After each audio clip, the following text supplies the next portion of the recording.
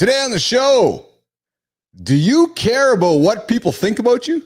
Because if you do, go listen to another show. On this one, we're going to help you stop people from how you care about how people think. What the hell? Mornings in the Lab with Keith and Friends coming up right now.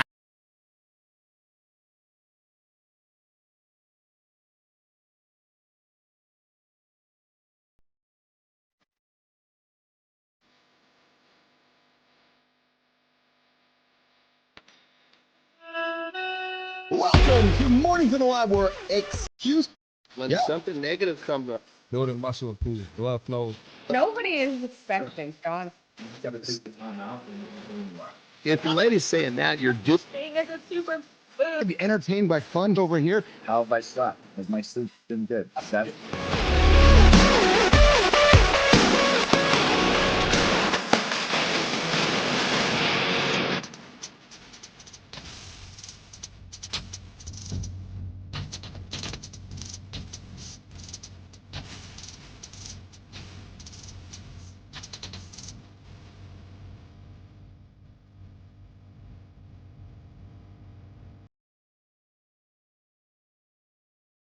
There we go. Good morning, nation. It is the next day in the loop. Monday. It's Wednesday morning in the loop. Good morning. You got Keith Bilous here. You got Johnny over there. You got Marty over there. And we got a surprise guest. We got the producer. We got Flynn back in the lab. She's hanging out with us this morning. We're all pretty excited about that. And it's a special day on the calendar that we are not going to talk about. No, we're not talking about anybody's birthday today. No. Because as you get older, you don't want to talk about birthdays. But hey, it's somebody's birthday today on the show. We might have to drop that a little bit later on this morning on the show. Listen, this is the only morning show for men to get your ass to the bed. Yes, 8 o'clock Eastern time right here on YouTube, LinkedIn, all over the planet. We're just getting going. I got the old Jets jersey on today. We got Flynn in black, Marty in black, and Johnny. Well, I don't see Johnny on the camera. And of course, you got producer Jimmy on the buttons. You got Tommy in the community. And we are all here to rock and roll with you guys here today. Big show today. We got Jory Jansen joining us here today, Protein Break. We got some fun hot takes coming up there. We have Justin Rothflish chauffeur coming in the show this morning as well. He's going to be talking about sleep. Hopefully he finds his way here into the lab this morning. Later on in the show, Antonio's joining us as well for the community corner. And we're going to jump into a conversation in Reloaded, setting up the second hour about topics that folks are questions that everyone has but is too embarrassed to ask about sex. We're going to get into that conversation coming up in the second hour. I figured, hey, Flynn's going to be here. We'll have a good conversation about that. Speaking of, Jimmy, let's bring in the crew, including our friend, Christina Flynn. Yeah. There you go. Marty, Johnny. What's up? Hey. what's happening? What's going on, everybody? What's going on? Flynn, good to have you back in the lab. I'm already having technical difficulties, motherfucker. Yes, you are. I feel like Flynn never left. Yeah, I feel like Flynn never left either. What's going on, Marty? How are you today, brother? Hey, man, another loop. I'm great, man. I can't complain, man. Good. So, Marty, I listen. Yeah.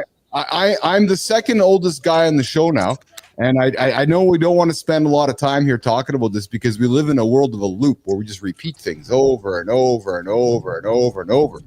But Marty, somebody that we know here today on the show is celebrating a special day within his loop. We're not going to spend any time singing about it or talking about it because I know that if I'm in that fellow's shoes, you get to a certain point in your life where you're like, yeah, it's just another moment in the loop. Right, John Anderson? It's like a fine wine. You know, you're worth more. You taste better. You're more sought after. That's what it is, baby. Oh God! You know, you get to that point in your life where the only thing that someone can take from you is good notes. Hey, you know what? We can't just get on here and say happy birthday, John. You know, John got to do the sayings and he got to add some spice to it, man. That's let's ask you a question, though, Marty. Would you like it if I didn't do that stuff? Honestly, I love it, man. It wouldn't even be you. It wouldn't even be you. Yeah. Exactly, baby. Exactly. You know, shit, where else are you going to have life fucking summed up and bottled up into the most simplistic fashion you've ever heard in your life? I love it. I love You're it. right, man. Good morning, Dalen. I see you there in the comments. Yes, Johnny's smoking a tuka this morning. Good morning, Dalen. Hey, listen, if you haven't subscribed to the channel, I invite you to subscribe to our channel, the only morning show for men. I see you as well, Sandra Wells. Yes, I see that. Yeah, your president-elect is Donald Trump, and hey, you're hanging out with Keith Bilous, the president of the 51st state here in Canada, and of course, Adam Holroyd joining us from Toronto, Flynn's neighbor. Adam, good to have you checking in this morning. Adam keeps throwing his name into the ballot box for the big $1,000 giveaway we're working on here for the Mornings in the Lab contest here. Johnny, I got to tell you, man, as I was thinking about the show this morning, Marty, and I was thinking about how we were going to officially wish Johnny happy birthday without wishing him happy birthday, because I know what it's like. So I had to kind of think through my head how I wanted to address it and dress it. And you're right, Marty. We of course we had to have the great commentary from Johnny in response. It couldn't just be a simple happy birthday. Wouldn't even be John if it wasn't. No, I wouldn't expect any less, actually. Yeah. You know what, though? On my birthday, I probably do the same thing. So yes. Yeah. Hey, so Flynn, do we got your tech issue? You know, when you got these people that want this like their birthday, and they want all this fucking shit, what that tells you is that their life is not giving them all that shit. That's true. That makes a lot of sense. Yeah, That's actually true. Yeah. That does make a lot of sense. Why would one day out of the year matter so much if every other day was so great? The more fucking demanding someone is about their birthday, usually the more they're missing in their day-to-day life. So this is why I struggle with Christmas and these special events that are manufactured by corporate society. It's like, oh, hey, I now expect you to go and buy me gifts, Christina, because it's Christmas time. And we have these false expectations that drive me nuts, right? So and try not buying someone gifts or saying that you don't want gifts. Right. Like we tried to be like with my kids, little, like experiences or sports, like go towards something, but people, there's something in them, they need to do it for them. It's not about my kids at that point. It's about you. Yes. So boys, let's take a few minutes to catch up with our friend Flynn. It's been a while. Friends. It's been a while since we've had you. And what's going on? How's the world been? How's life been? How's the kids doing? What's going on with Aaron? Just take a snapshot of a couple of minutes of Christina Flynn's life. Oh, you know what? Everyone's about to leave me doing that. Nobody wants to hear that shit. I just went dark for a bit. I had to I wouldn't say get my head right, but I just wanted to take some time with my family, really. Just catch up with them, get settled, start the first time ever planning what this year could look like with my wife, but doing it not January 1st because New Year's resolution's not into it. Just, a couple weeks beforehand being like, fuck it. Why don't we actually try this planning thing? Let's look at our year in advance and be intentional about getting stuff done that we want to get done. How's that working out for you? Good, actually. Yeah. There's it's weird how quickly things shift. You realize we have not been watching TV ever at night, and you get so much more done, and you actually connect. Like you find yourself hugging each other and connecting and being like, yo, what's up? I got this wicked piece for my daughter. Yeah. Give me the Jesus piece. I love that. Yeah. I love that. Yeah, man. That's it. It's real simple. Nothing crazy. That's awesome. It's interesting to hear you say that, Christina, because my kids were down in Vegas with their mom for the Bruno Mars concert at New Year's, and so 17 and 15, and they struck me, Marty. They went to the concert, and they had to put their phones in envelopes. Chris Rock and a bunch of artists start to do that right now. Mm-hmm. And Carter and Piper they loved it. You know what they said to me? Because they felt like they were in the moment, and they're like, Dad, when do you go to a concert and you record everything? When do you ever go watch it again? He's like, so I found myself, and it was great because kids teaching us again that maybe there's a way to go back to how it was, right? And it's great because Carter and Piper have kids one day. Maybe they take those beliefs to those kids, saying, no, you know what? Let's put the phones away so we can enjoy ourselves in the moment again. So I thought that was quite striking because you got the old guy there going, yeah, I got to shoot everything, got to shoot it all. And you got the 17-year-old kid going, no, I just want to be in the moment, Dad. Like, oh, it's pretty cool. You know what I mean? Well, because you're not shooting it for you. No. You're shooting it for the internet so that they can experience you experiencing it, which is really just to show off that you were there. That's exactly it. It's exactly it. So I find it fascinating how maybe that thought process is changing a little bit. But hey, a week ago, I revealed something. So we know that. Listen, we know we're not big fans of resolutioners here on the show because we just live in the loop that just never ends. But however, we know that there's folks that need sometimes a nudge. We know sometimes we need, somebody to lead the way, a shepherd or a leader or somebody that's going to put their hand up first. And Flynn, I know a few months back, you and I talked about this whole idea of, let's just reveal everything. So a week ago, I did, and I started a little journey because the guys out there that need a kickstart, I'm like, I'm going to be the guy that's going to step forward. And I started on my journey. I'd taken a picture of myself in front of the mirror for 365 days, just in my underwear. And this is 7 days into it. Yeah, there you go. He's blurry, but I'm showing it to you because it's hard to see. But I'm working on it, man. I've been eating eggs like a motherfucker. I've been eating protein like a motherfucker. I've basically just chucked all the sugar out of my life. And I have stickers of John Anderson's head and Marty's head all around my kitchen. So anytime I make a decision, I just look at those two motherfuckers and I go, oh no, I'm not going to do that because I need to make a better decision. So I'm doing this for me, but I'm doing this for others as well to inspire others to say, you know what, you just got to start. And Christina, I'm not measuring weight and I'm not putting an end date on it because those things mean there's an end to it. Mm-hmm. So I'm finding this as a great tool to help myself with public accountability. Lauren and I went out to the Jets game last night. I was thinking about making some decisions. And then I thought, well, wait a minute. I got to get in front of the camera in the next 7 hours. I think I'm going to have some water instead. There you go. Right, Marty? That's right, man. That's how you got to do it. That's what me and Johnny taught you. Yes, it is. Yes. I'll give Flynn a little bit of credit. And you, Johnny, AJ, and so what that camera has done for me, though, boys, is it's extended, and I'm dropping these out for guys that are listening right now because these little tools that help with accountability, like this show, this microphone, this camera. Like when I say something, I don't know how I can take it back. So it's just like me getting in front of the camera. I can't take back what I took the picture of this morning, right? And that's the great thing about age, right, Johnny, is you recognize that tomorrow's going to come and next year's going to come. And it's like, yeah, okay, well, I'll take 365 pictures of myself because I know it's going to come anyways. Hey, Johnny? Well, as you get older, you start to see start to see it in the personalities and the patterns of the people that can actually do something every day and the people that cannot. And you can pick them out pretty good with the things that they say and how they, a lot of times it's their knee-jerk reactions to certain situations.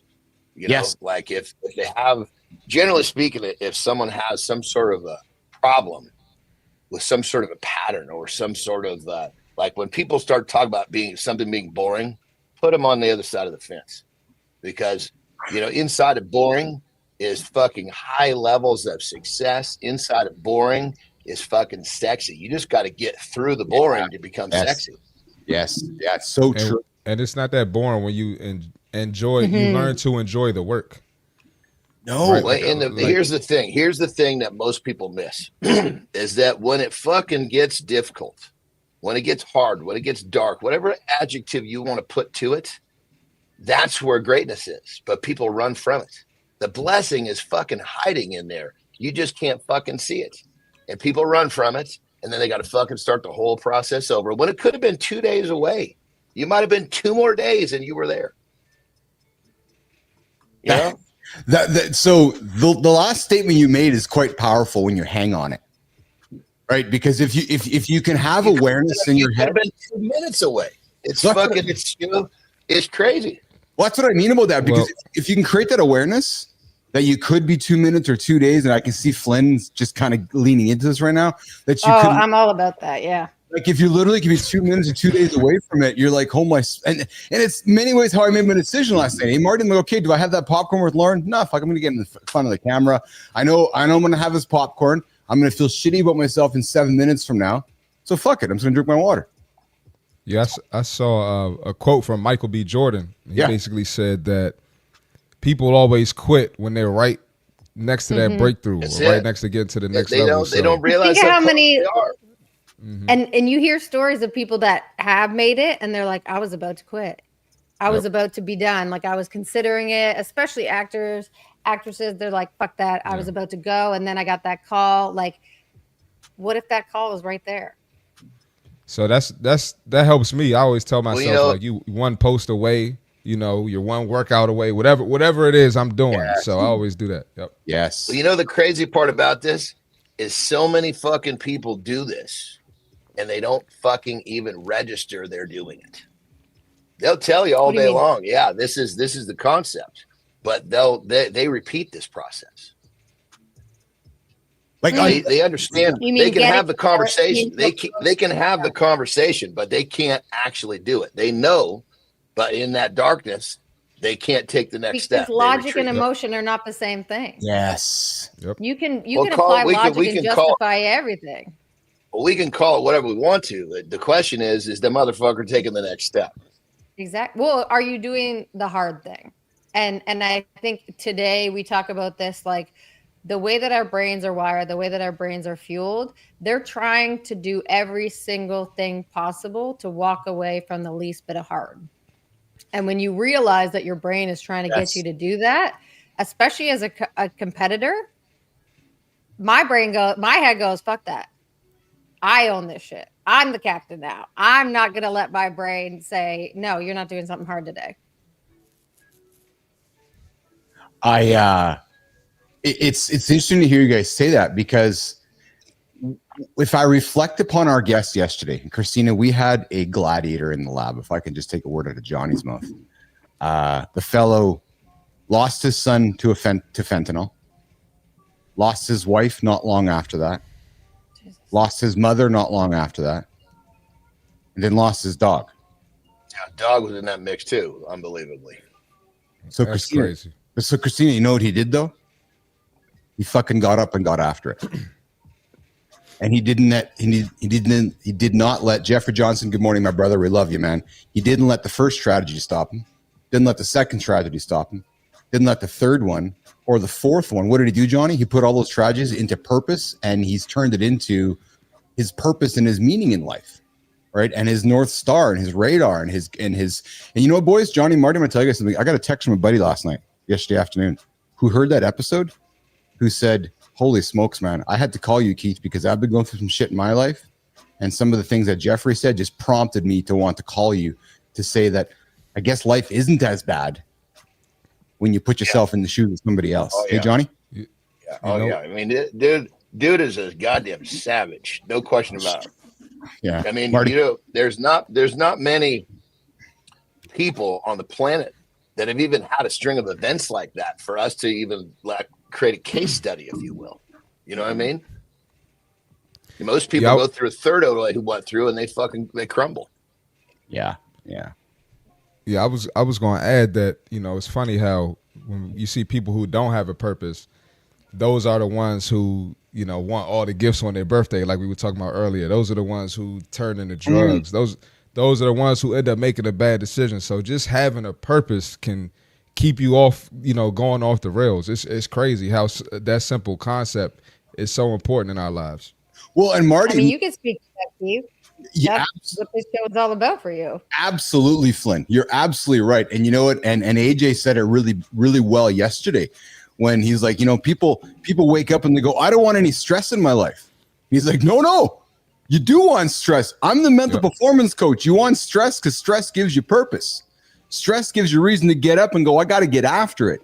So, we obviously don't want to overload ourselves with killer cortisol and killer stress, but having some stress, having a purpose. And I've said this enough times. Good morning, Scott. I see there in the comments. I've said this to Flynn enough times. This show has changed my life from just an accountability perspective, because I got to get up anyways, right? So it's like getting up, might as well come have a conversation and hopefully help others do the same thing, right? So I got one more thing. I know you got to move on. You, brother. But I had a conversation with somebody yesterday. They were basically saying, like, how do you stay so positive and how do you keep going? And I told them, I said, once you hit rock bottom a couple times, it's like you kind of like see the light, and it's like, this is a place I've been to before, so like I said yesterday, you're either going through an obstacle or there's one on the way. So when you realize that and you have a purpose, it ain't that bad. Dude, you left yesterday and Jeffrey Johnson dropped that. He's like, something Marty said earlier just fucking hit me in the heart. And he's like, when Marty made that comment about you're either going through something or something's on its way, like that really resonated for Jeffrey, because you think about Jeffrey, Marty, right? He's like, I just lost my son. Little does he know, Marty, Another massive obstacle is just around the corner, which is his wife. And then little does he know, Marty, there's another obstacle just around the corner with his mother. And then his dog. So to your point, Marty, there's always something coming we got to be thinking about, right? So listen, guys, let's keep the show going on here. Let's keep the conversation, having some fun here. I think Justin might not be here, Jimmy. So we're going to keep the show rocking. I got a bunch of topics on the table. We're going to get after it. What is it, Jimmy? 1 strike, 2 strike, 3 strikes, you're out? Yes, a little bit of attitude and fun in the lab this morning. Yes, sirree, baby. All right, your funeral. Yep, your funeral. True story.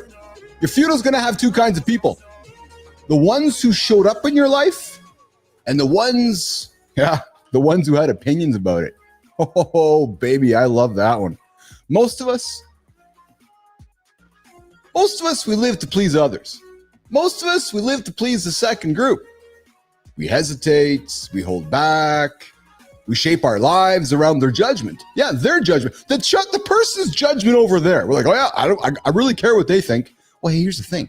They're not covering the tab when shit goes wrong. No, they're like, oh, that's your problem. I don't care. That's your problem. They're not there when your back's against the wall.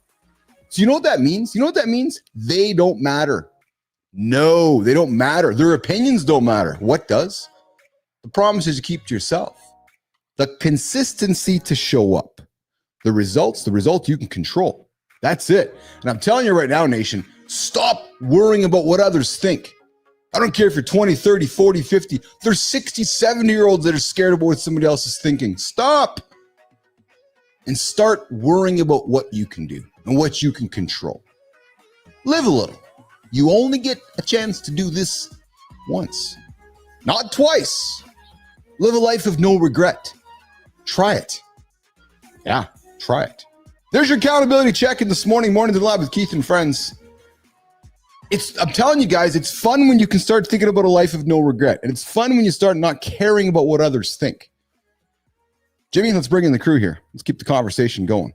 We're going to dig into that chat here at the deep dive in about 7 minutes about not caring about what others think. And it's funny, guys, because I know we've had this conversation a few times on the show, and I didn't know that Flynn was joining. So I knew Flynn was coming in here, but as I was setting up the show, Marty, I didn't realize it was going to be part of today's discussion, because it's been a big topic we've talked about with Flynn before, which is, you know, how do we stop caring about what others think about us? And I got to tell you, it was late in life for me when I kind of got into that. So we're going to get into that in about 8 minutes or so. But I thought before it's good for me, man. This is perfect for me. Good. Yeah, good. So we'll get into about 7 or 8 minutes. But I thought what we can do with that, I thought what we would do is have a little bit of fun here for the next 6 or 7 minutes. And I found a good topic to throw on the table here. Actually, before we do that, though, I want to kind of reveal to you guys. So some of you are wondering why I have the Jets jersey on today. Well, listen, Marty, here's the plan, brother. We need to start localizing ourselves. Right. So if you love your sports teams, don't be afraid to throw those jerseys on. I'm going to keep throwing my jerseys on. And I got an aggressive campaign right now happening in Winnipeg, Manitoba, Canada. Jamel is out there knocking on every man's door in Manitoba, introducing them to Uncle Keith. Oh, yeah. Like doing the old email reach out, doing the old LinkedIn reach out and saying, hey, we got some guy named Uncle Keith in Winnipeg, got a morning show. So I figured, hey, we're going to fucking start throwing the Jet stuff on because, Marty, they are the number 1 team in the NHL, Flynn. Not the Maple Leafs. Adam Holroyd. For now.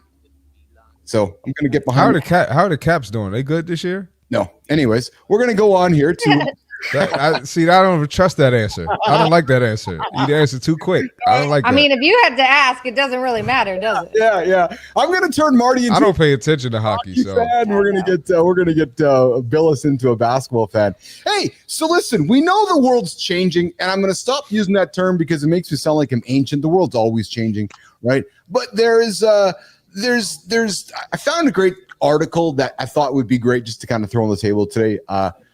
Trends that worrying people right now happening in the world, because it seems like you wake up and there's just things. You wake up and Trump wants to take Canada. You wake up, Trump wants to take over to Greenland. You wake up, you got Trudeau resigning here in Canada. You wake up, you got Meta stopping moderation, and I got an opinion on that, by the way. But just everything's changing. Hold on, Marty. Yeah, we want to talk about that? I got a great opinion on that. It's about fucking time. We need change. Without change, we don't evolve. Yeah. So here's my little. Give the context behind Meta so people that are listening that don't know have it. Thanks, Flinner. So yesterday, Zuckerberg with his $1 million watch. If you guys don't know, he has 900. He's so accessible. He's so accessible. Yeah, he sat there in front of the camera and wore his $999,000 made by hand watch. Anyways, good on you, Mark. He basically got on there and said that we are going to stop moderation of content on Instagram and Meta, and and going to put it back to the people.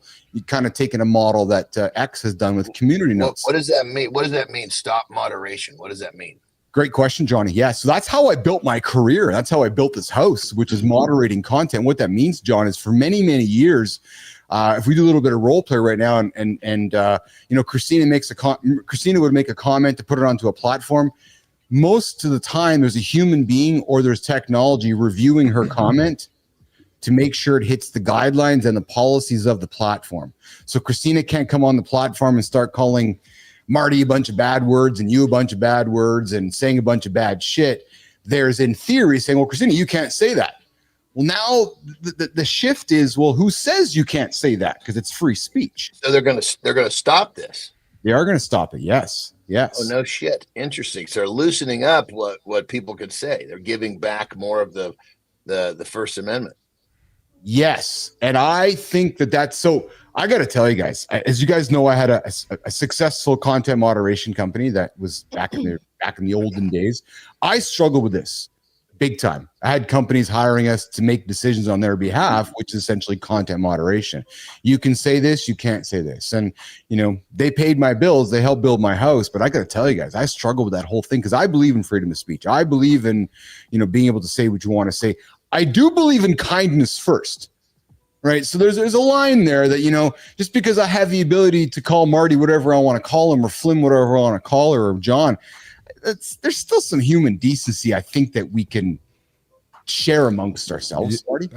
I think it can get excessive, when you start to disrespect people and use certain slurs and stuff like that. Yes. But if someone just has a different opinion, you shouldn't be penalized for that.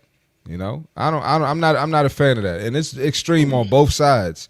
If you just happen to have an extreme opinion, you should be able to voice it. You don't have to agree. If you don't like it, keep scrolling. Or if you don't like it and you respond, guess what? You're using their platform, so you kind of want people to engage. So that it's kind of going with what Facebook or Instagram or Twitter, whatever. It's what they want. They want people to engage. So I never understood that. Flynn, as somebody who's in a community that is not part of the majority someone who's gay, you can say it. I am a lesbian. She's a homosexual, folks. We're allowed to say the word. Nope. No. That wasn't what I was. No, I'm happy to say it, but I was trying to say as part of a community that could be misrepresented or underrepresented or not represented by men. Flynn, I miss you. By many, there are folks that are saying that, well, fuck, man, the underrepresented communities are going to get it. They're going to be. But we get it anyways. Yes. Marty can speak to this too. Yes. You get it anyways. And what this says, because I have a lot of thoughts on it, but to me, what it just says is I just have to be way more generous with my block button. There you go. To save myself and in a way that I can control it. And then I'm defining what is and is not acceptable for me. So, yes. And I do that anyways, right? Like there's a reason that you can't go to my profile and not know that I'm gay. I'm very outwards about it, mostly because if you don't like that, good. You don't even want to associate with them people. I don't want to. So I end every post with, if you like this and you're not afraid of queer people, you can do these things. Otherwise, get the fuck out, because I don't want to waste my time and I don't want to waste yours. Cool. So I'm just going to have to be more generous with my block button. And hopefully that's not reality, but we kind of know it already is. Yeah. I love your approach, Flynn, because that to me is the right approach. If you don't like me, go tune it out. I got a post coming out today. I had some guy call me a clown yesterday. I was like, yes. Because if you're talking smack, I'm on the right track. Like, I'm a clown then. Good. I'm a clown to you. Somebody else thinks I'm a pretty good dude. So if you don't like me, good. Go like somebody else. That's awesome. No sweat off my back. Yeah. If your name is in their mouth, you're winning. But the key is the key is you don't need to acknowledge it. You just keep winning. Yep. Yeah, you just block and go. The people that fucking stop their momentum to engage really don't fucking get it. So that's a practice. You know that. And that takes time. Let's say it again, Flynn. Everybody's talking at the same time. That's a practice. So like I'm getting much better at that, but I feel like I've needed to take reps on that, because the first time it happens, you go, oh God, that actually hurts. And why does that hurt so much? It's always a reflection of me. It's not a reflection of that. Yes. So then I have to go, if this is bothering me so much, why is a stranger on the internet saying fucked up shit that I've heard before bothering me so much? Right. And this is my thing. When I get to a point where people are talking smack on my post, one out of all the shit you could have done today. Yes. You clearly don't have anything important to do because you're on my page. Now that I know that I triggered you, I'm going to engage and now I got power over you're you. About poking the bear? Yeah, I'm going to poke the bear. I'm a bear poker for sure. So I love it. But the devil's advocate of that, Marty, is why not take that energy, do something that moves you forward, that creates more momentum, and that person's going to speak up again. You're going to poke him by taking another step forward. He's stopping you from that forward step. Well, you're right. Poke him by making another better video because he inspired you because you know you got him. Well, I'm going to do that too, but they're going to come to the next video as well. Give him a shout out in the next video. Give him a shout out in the next video. They're going to engage with the next video. But you said 2, right? Which is perfect. But think about it like this. And I'm just playing devil's advocate. This is the way I run my ship, right? If I'm doing that 2, that means I've split my energy. My energy is designed to take me forward where I want to go as efficiently as possible. And if I split it to engage with someone that, has a negative stance, then he's actually taking a piece of me. Well, I see what you're saying. I don't think it takes a lot of my energy to do that just because I'm naturally just witty and talk trash. So it really don't take my energy. I'm still going hilarious. I'm just going to do what I do. So, thanks, Flynn. So Jimmy, we're going to get to the accountability check-in in a second here before we get to, the see Marty Fitt tip in a second here before we get to some strategy. And this is great because in many ways we're talking about strategies to stop worrying about what other opinions, and it kind of weaves itself together. But Flynn, a quick question for you I want to ask you before we get to Marty. Flynn, I love the fact that you said, I'm happy to press the block button, which I respect and I love. But I want to invite you to think about it, or I want to be curious about how you could think about it differently. While yes, the block button is a shield, while yes, the block button protects you, is there a point in your journey where you become more open to not hitting the block button so you can be more curious about what somebody's thinking and saying, so that you're not just getting into a tunnel and an echo chamber? Because I've gotten to know you well enough, right? I know you're not about echo chambers, and I know you're not about just self-serving. I know you're all about different points of view. So there's a balance there, isn't there, Flynn, on block? I have 2 approaches. If you're going to call me something nasty and use a name that you shouldn't be ever having in your mouth, you're blocked. I don't give a shit. Yes. I'm not wasting my time. Yes. If you have a difference of opinion, and it might be derogatory, and I might not agree with it, I'm going to kill you with kindness. Yes. And I'm going to want to know more. Gotcha. And I'm going to say, tell me about that. So the block button is simply just for absolutely unacceptable, no chance. You're not saying that word on my page, because also as somebody who has a public comment, that also is going to trigger a lot of people. And that's not necessarily my responsibility, but that's my space. Yes. My space and my brand. So if I allow people to call me fucked up shit and I don't do anything about it, I'm also leaving that there for people to see and be triggered. Yeah, which again, Johnny probably has an opinion. It's probably not my responsibility. It's a great conversation. It's a great conversation because the way I look at it, the people that come to me that I want to work with, they register the fact that when people are talking smack, you're on the right track.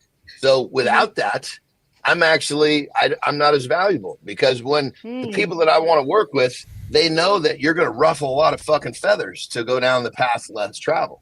So good, let them fucking do it, because the people that come in that I want to work with are like, man, you really got their goats. That's what they'll tell to when they're talking to my team coming in. And the idea is just the fact that the average person, we're challenging the average person's beliefs.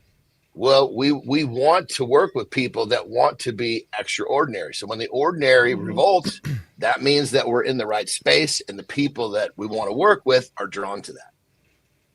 Product market fit with your business leader, John Anderson. PMF right there. That's Johnny, that's fucking business nugget you're dropping there, man. And guys, you're tuning in going, what are you talking about product market fit? Look no further than Taylor Swift. That's the perfect business case for product market fit. And that's exactly what John Anderson's talking about. You're either in or you're not. And you're in. If you're not, go somewhere else. It's actually not more difficult than that, frankly. And as the business owner, you don't want to waste your time with people that aren't in. Exactly. That's it. Because you look at the character of the people that are talking smack, they're not people that you would serve anyway. Yeah, exactly. You're not going to get their money anyway. That is true. There you go. Marty, man, we could talk about that all day. We got to talk about that again because I got shit to say, but I know we got to move on. No, let's come back to, because we'll weave back into worrying about what others are thinking about you, because I know it's an issue for many folks going, I care. No, you don't. Marty, get after it, brother. Yeah, let's get it, man. Get off the screen, John, Flynn, Keith, get off the screen, man. Let me do my thing, man. Get out my way, man. All right, we got the fitness tip for today. Simple. Learn how to look in the mirror. I know you're wondering, this is fitness. What are you talking about, Chris? I said what I said. Look in the mirror. So literally look in the mirror, look at yourself, look at your body. If you don't like what you see, something needs to change. Now, this is for the people who have tried multiple things. You tried the 30-day challenge. You tried 75 hard. You tried the Daniel fast. You tried the intermittent fasting. I could go on for days. All right. You tried all of this stuff. Nothing worked. Or you had a personal trainer. It didn't work. Right. If you tried 10 things in 2024 and none of them worked, you got to learn how to look in the mirror. The issue is you. Now, maybe you're not sticking with something. Maybe you're not disciplined. Maybe you're not consistent. Maybe you're half-assing it. Maybe you're not giving intensity. But it's up to you to find out what you're doing wrong. Because there's no way that other people got results from this. When they stuck with it and you're not getting results, that doesn't make sense. So it might be lack of education or nutrition. We got TikTok, YouTube, Instagram, Twitter, Facebook, X. I said X already. We got, did I say YouTube? I might have said YouTube, but we have all these platforms for you to educate yourself. You can hire a coach. You can hire John Anderson. You can hire me. After Keith's 365 days, you can hire Keith, but there's always a solution. But you got to acknowledge that you might be the problem. All right. So learn what your issue is. Learn that it's okay for you to make mistakes. We're human, right? Nothing worse than someone who can't acknowledge that they make mistakes. So learn how to look in the mirror. Learn how to fix your shit. That's the fitness tip for today. Only 359 days to go before you can get trained by Mr. Uncle Keith over here, according to Uncle Marty over there. Yeah, Keith, we're going to turn Keith to a trainer. That's it. Coach Keith. Yeah, Coach Keith here. Hey, Jimmy. So here's Jimmy and Felix. We're going to cut our deep dive segment with the 39-minute mark here until we bring Jory in here, Jimmy. So just make that mental note here.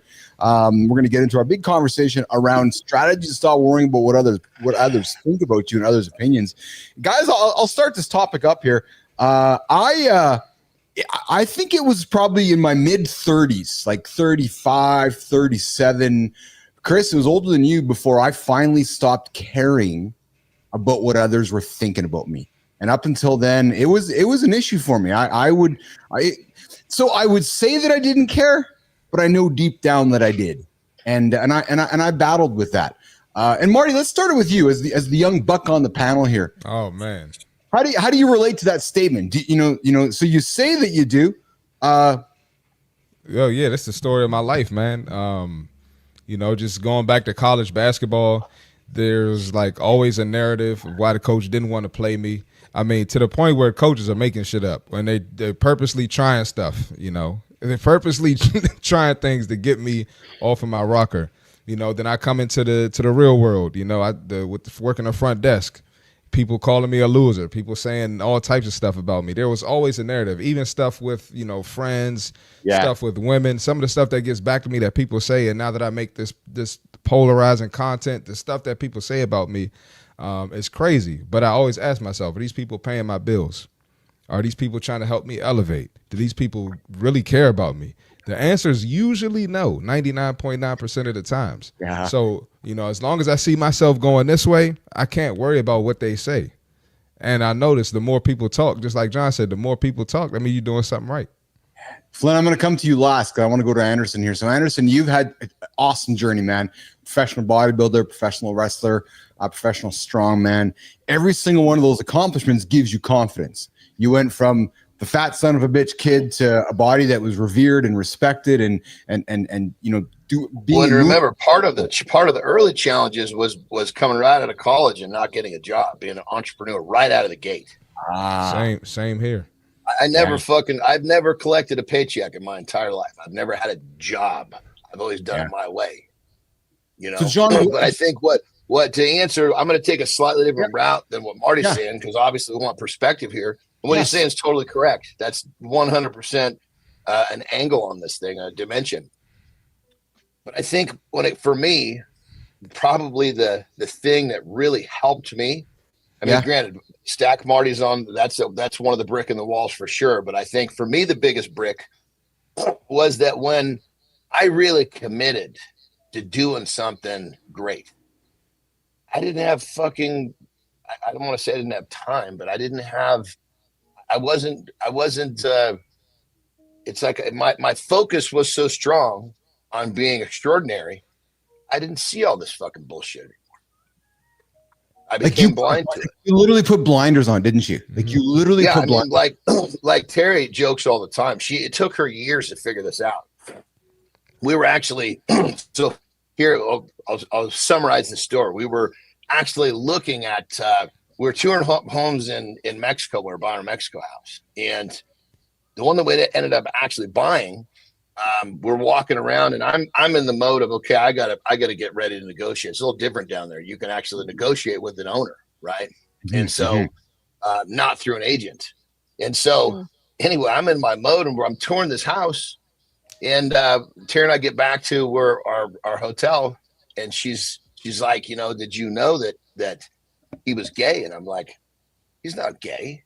All I saw was the man negotiating with me, right? And I don't care. I have friends that are gay. It makes no difference to me, Anyway, he had like all sorts of what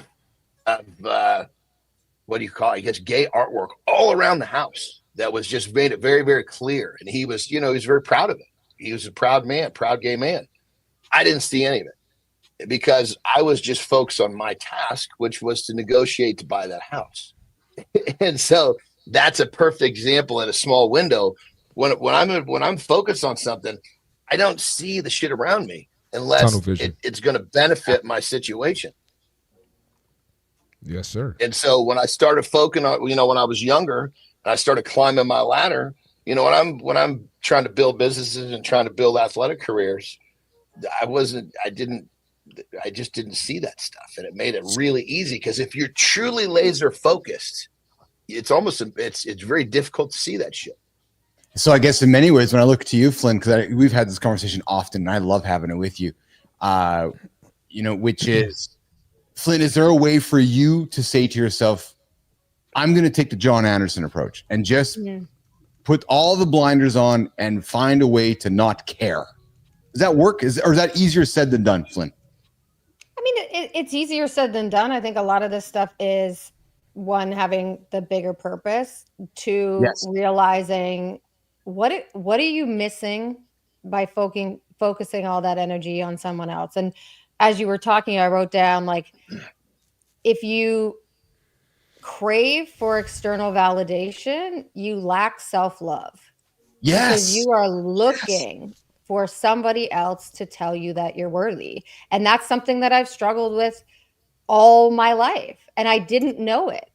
I didn't know it until I'm like 40 years old, going, oh shit, all my drive, all of the things that people look up to me for, I wasn't doing any of it for me. I was doing all of it to get the external validation of how great I am. And the only reason I need that is because I don't think I'm that great. Otherwise, why would it fucking matter? The things that I would do and have continued to do throughout my entire life that would blatantly fuck myself and my family over for somebody else's benefit is wild. But I didn't see it like that. I couldn't see it like that. And then when it became obvious how much I just fucking hated myself, I was like, oh, that's why I do all this stuff. Because everyone else is more important, because I don't think I'm worth shit. When you think about it in that terms, and you think about this is not these actions, these like the desperation, it has nothing to do with the other people. It's everything to do with you.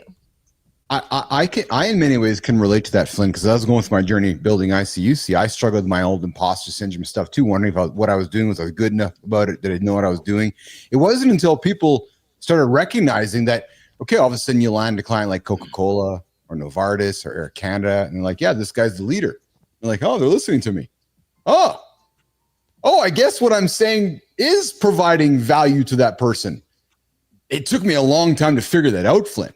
Right, because and that's a product, but that's not you. No, I know. Like even if nobody bought that product, you are still worthy of everything. That's the part that's really hard. Yes, but that's my point, is because I associated myself with that, right? So then when I got out of that whole business, and all of a sudden I woke up one day going, and it's like athletes, right? You wake up going, hey, wait a minute, I was the Winnipeg Jet on Friday. On Monday, I don't have the jersey anymore. Who am I? Right. So it was that old adage of not only not worrying about what others think about you, but you're waking up wondering who you are too. Yeah, it's your identity. And I mean, as an athlete, I don't know if this resonates with you, Marty, but that was something I learned really early. I learned I was naturally athletic. And so I stuck to athletics because that's what got me the attention. That's what had my parents talking about me. That's what had my entire family knowing about what I was good at. And then I got the sexy job because the job made me worthy. All of these kinds of things. They're all just external validations and all just desperate attempts to be told in certain ways that I was worth something. I would over deliver to a client. And it is the number one thing my clients say to me when they talk about fear around building their brand. The number one thing they say, I don't know why I care, but I keep thinking about my colleagues and my old team members at my old job, thinking about judging me when they see me online. Like that's what they care about. They're not focused enough. They're not. Focus on what you're doing, and you fucking forget. You don't see all that shit. Yep. Fucking asshole Dan. You care about what Dan has to fucking say? Oh wow. Yeah, they got to dial in. He doesn't give a fuck. Yeah, but we do, and it's an issue that many of us still have, is we worry about what others think. And the message today is, and I think John said it best, right? And even Marty is where you put your energy is where it matters, right? So if you can find a way to put the energy into your own mirror, and find a way to self-love yourself first, and then put that energy into only worrying about what you're focused on, you're going to find a way to quickly erase everybody else's opinion. Johnny. One little thing too that you said, Keith, that obviously this is just referencing imposter syndrome. People look at that as a bad thing. Flip the fucking script. When you got imposter syndrome, that means you're fucking pioneering a new path. That means you're in a new place. You're in a new room, and new is good because that means you're fucking going. So when people are talking about having syndrome, imposter syndrome, maybe you should be thinking, fuck, I don't have it. I got to get off my fucking ass. Yeah. Or you can live a life of regret, and you can sit back, and that's my drive every single day, guys. When I get up every single morning is going, I'm privileged right now to be able to do this. I don't want to wake up one day going, fuck Flynn, why didn't I do that? Or John, why didn't I do that? Or Marty, why didn't I do that? Right. So, but listen, let's keep the show rock and rolling here. We got Jory Jansen in the protein break. I guess we're going to do some hot takes with Jory. We're going to come back after John's lifestyle tip. And I got a series of questions. We're going to throw them on the table. We're going to go around the table and create some fun, quick hit responses and have some fun with it. Okay, let's do that. Johnny, you're up. Marty, Flynn, Jory, we're coming back here in less than a minute after John's lifestyle tip. Let's do it, Jimmy. All right. What you need to think about is what you're doing. You got to stop worrying about what other people are thinking about what you're doing, because if you're worried about that, you're not focused on what you're doing. You hear me say all the time, if you're there talking smack, you're on the right track. You hear me say, if your name is in their mouth, you're winning. Well, just remember this. If they are talking behind your back, that means you're already ahead of them. Keep fucking going. It's that simple. Rock and roll. Oh, Marty. Marty? Johnny, that is gold. If they're talking smack, you know you're on the right track. Johnny, you got to drop that nugget again, man. If they're talking behind your back, say that again, Anderson. If they're talking behind your back, that means you're already ahead of them. Keep going. You just made that up. That's Golden, good. Yeah, man. that's real good. That is gold. Yeah, there was a pretty long pause before I spit that one out. Just made that up. I was trying to put that into words that was going to make sense. You did it. I knew you just made it up. I knew you just made it up because we didn't hear that one yet. I think we heard all your stuff by now. We're gonna hear it a lot more though. I'll tell you what. We've got Johnny's material on record now. We got a new one here. Good morning, John. Good morning. Yeah. Hey, Keith, I'll be right back. All right, I'll be right back. Go ahead, Marty. No, the best stuff does come out of Johnny's can when he's on the bidet, and then he's like, "Oh, I got a good one." And then he gets out of the can and he goes and spits it in front of the microphone there. So, Jory, how are you today? Look who we got back in the lab. We got Flynn this morning, Jory. I know. I saw Christina with the K. It just made my heart full. I was just like, she's on. I know that would make you happy. So yeah, I thought we'd have some fun here this morning, guys, with a rapid. I sat back last night and I was like, I want to put some fun together here, and we talk about a lot of topics on the show with nutrition with our resident expert here. And I said, you know what? I sat down with GPT and I said, let's try something new, rapid fire. So no right or wrongs. Jory has no idea. Johnny has no idea. Flynn has no idea. So we're going to have some fun with this. And my goal here is to throw a question to a hot take. We'll create some segments and create some content out of this. So let's see what we got here. Okay, so I got 10 questions that are fun and their opinion or whatever, but let's go with them first. So Jory Jansen, starting with you, my friend. Okay. One food you'd never give up and why? I know Anderson's answer, but Jory Jansen, one food you'd never give up and why? I don't know if there's something that I would never give up, but something that I would strongly consider. It would have to be a really sweet deal. Yes. Chocolate. Oh, I noticed the keyword sweet there. So the food you'd never give up and why is going to be chocolate. I got you, Flynn. Yes, we'll do that for sure. Is that it's something that I enjoy. Yes. I can also find the good out of it, right? So I can choose the milk chocolate because it's in the moment and it's something just I enjoy. Yes. I can also choose, a 97% dark chocolate and know that there are some health benefits out of it too. I can do the good, the bad, and the ugly. But at the same time, it's something that maybe as we learned over dinner, I knew this before dinner, that my husband is not a chocolate fan. Yes. Broke my heart when I found that out. But it's still good. But most people that I know, it's something that we can enjoy together. I remember I worked in a clinic and we'd have tea time. So we'd have our tea and then I had coffee this morning. Don't worry about that. Yeah. And then we would break out our dark chocolate and have a moment together. And it really built relationship and rapport. And most people really love that their dietitian actually enjoys the chocolate. So it builds some rapport there. And I love it. So if I don't have to give it up, which I don't have to, I'm not going to. John Anderson, the simplest diet hack that actually works. I got a different question. Okay, I like it. I thought we were going on the table the same one. Good. Okay. Now I don't have time to think about it. I like it. Here's my question. Yeah. What is it? The simplest diet hack that works. Is that what it was? Sorry, you broke up there. The simplest diet hack that works. Yeah. Removing sugar. Yes. Yeah. Am I delayed, or you guys got me? Gotcha. I got there. Yeah. I got there. Yeah. Yeah. No, So I'm hanging on it because the simplest diet hack that works: remove sugar. You know, it'll start a chain reaction of good shit in your whole process. Christina Flynn, over to you. What's one food you'd never give up and why? Honestly, there isn't. There really is. I don't care that much about food. Like I don't have that relationship with it, that like something I love something so much that I would never give it up for any reason. I would give up any kind of food. It doesn't hold that place for me.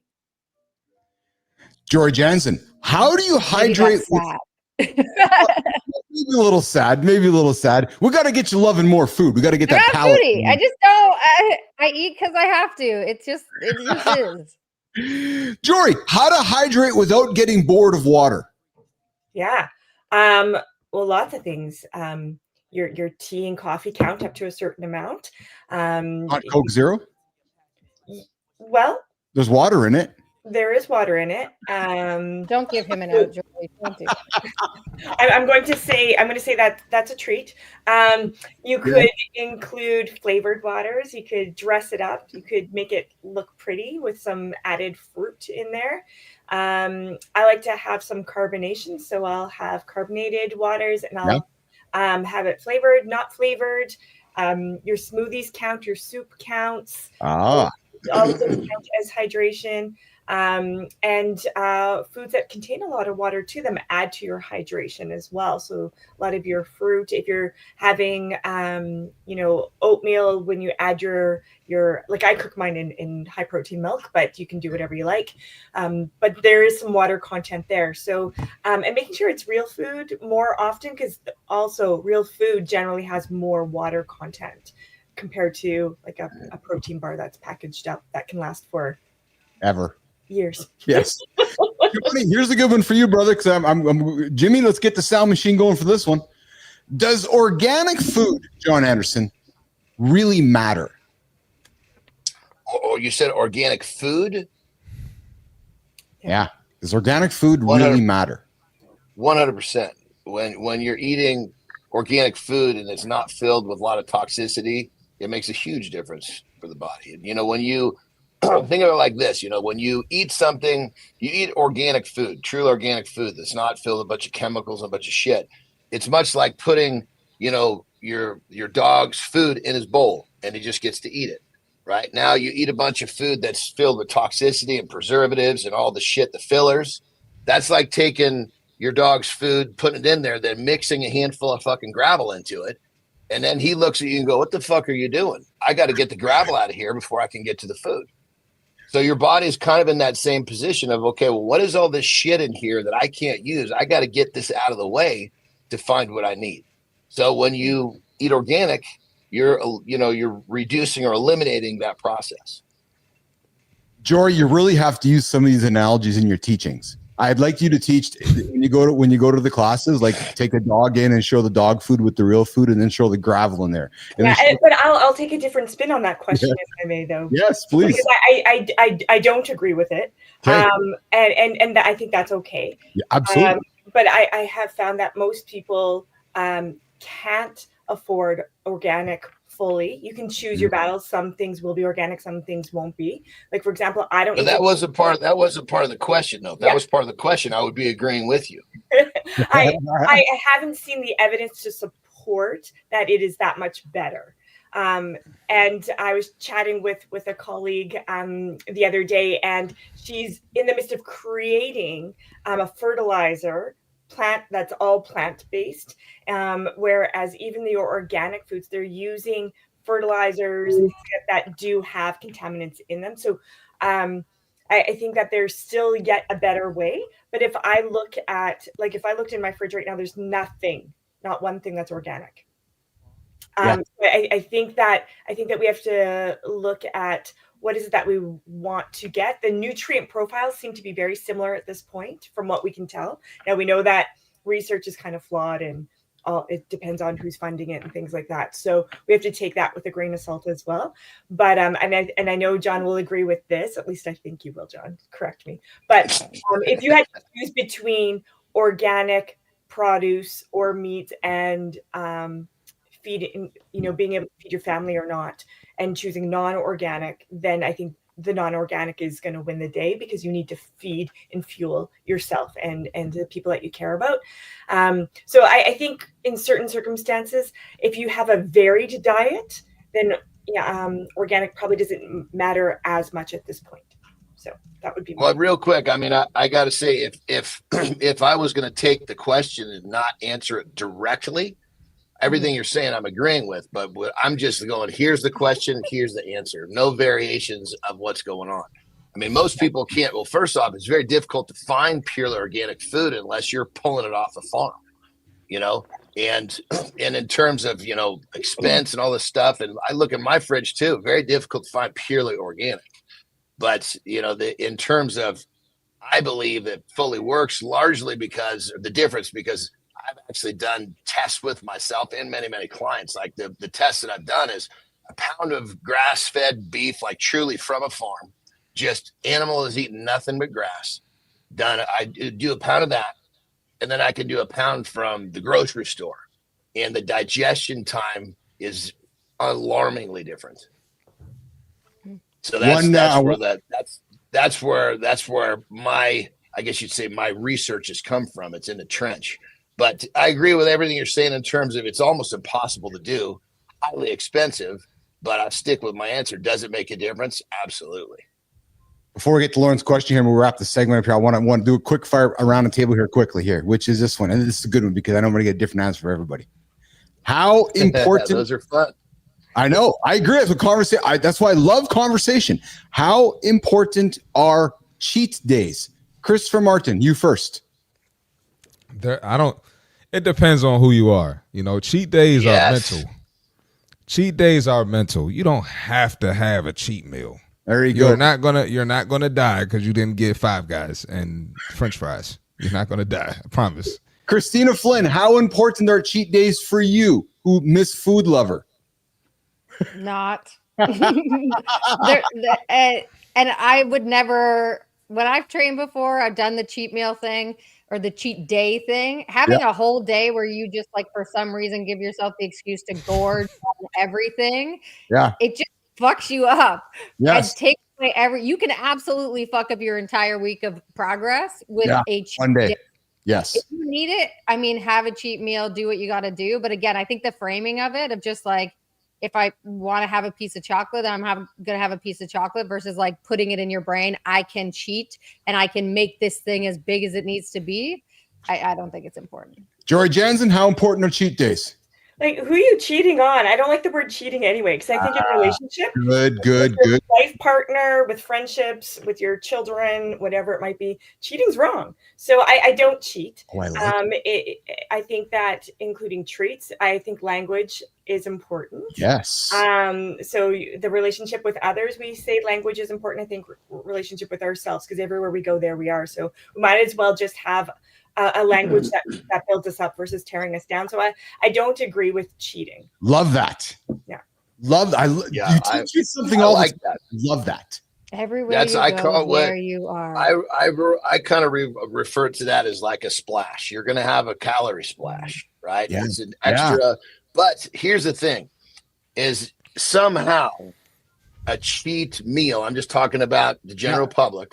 A cheat meal got turned into a cheat day. Yes. And a cheat day got turned into every fucking Sunday. I have no idea how this progression went. And then January 1st. Yes. And so people wonder why they're having a hard time making progress. Well, if you're subscribing to any level of what I just said, it's going to be difficult. Yeah. If I can just summarize, actually, Lauren's got a quick question for you guys here quickly. Jimmy, if you can throw a question up there for Jory and Johnny quickly if we can, is does choosing organic produce not reduce your toxic load? Jory? Yeah. So if we look at black and white in the long run, it can slightly, depends on what you're doing, right? Yes. So it's not just it's not just the produce, it's everything as a whole. So any little change that you're going to make, I'm going to say is, yes, there's going to be some benefit, but it's as a whole. And there's going to be certain produce that it doesn't really matter that much. Yeah. So if you look at berries, I mean, what's protecting you're not peeling the berry, at least I'm not. Whereas something like a banana, you're peeling that away.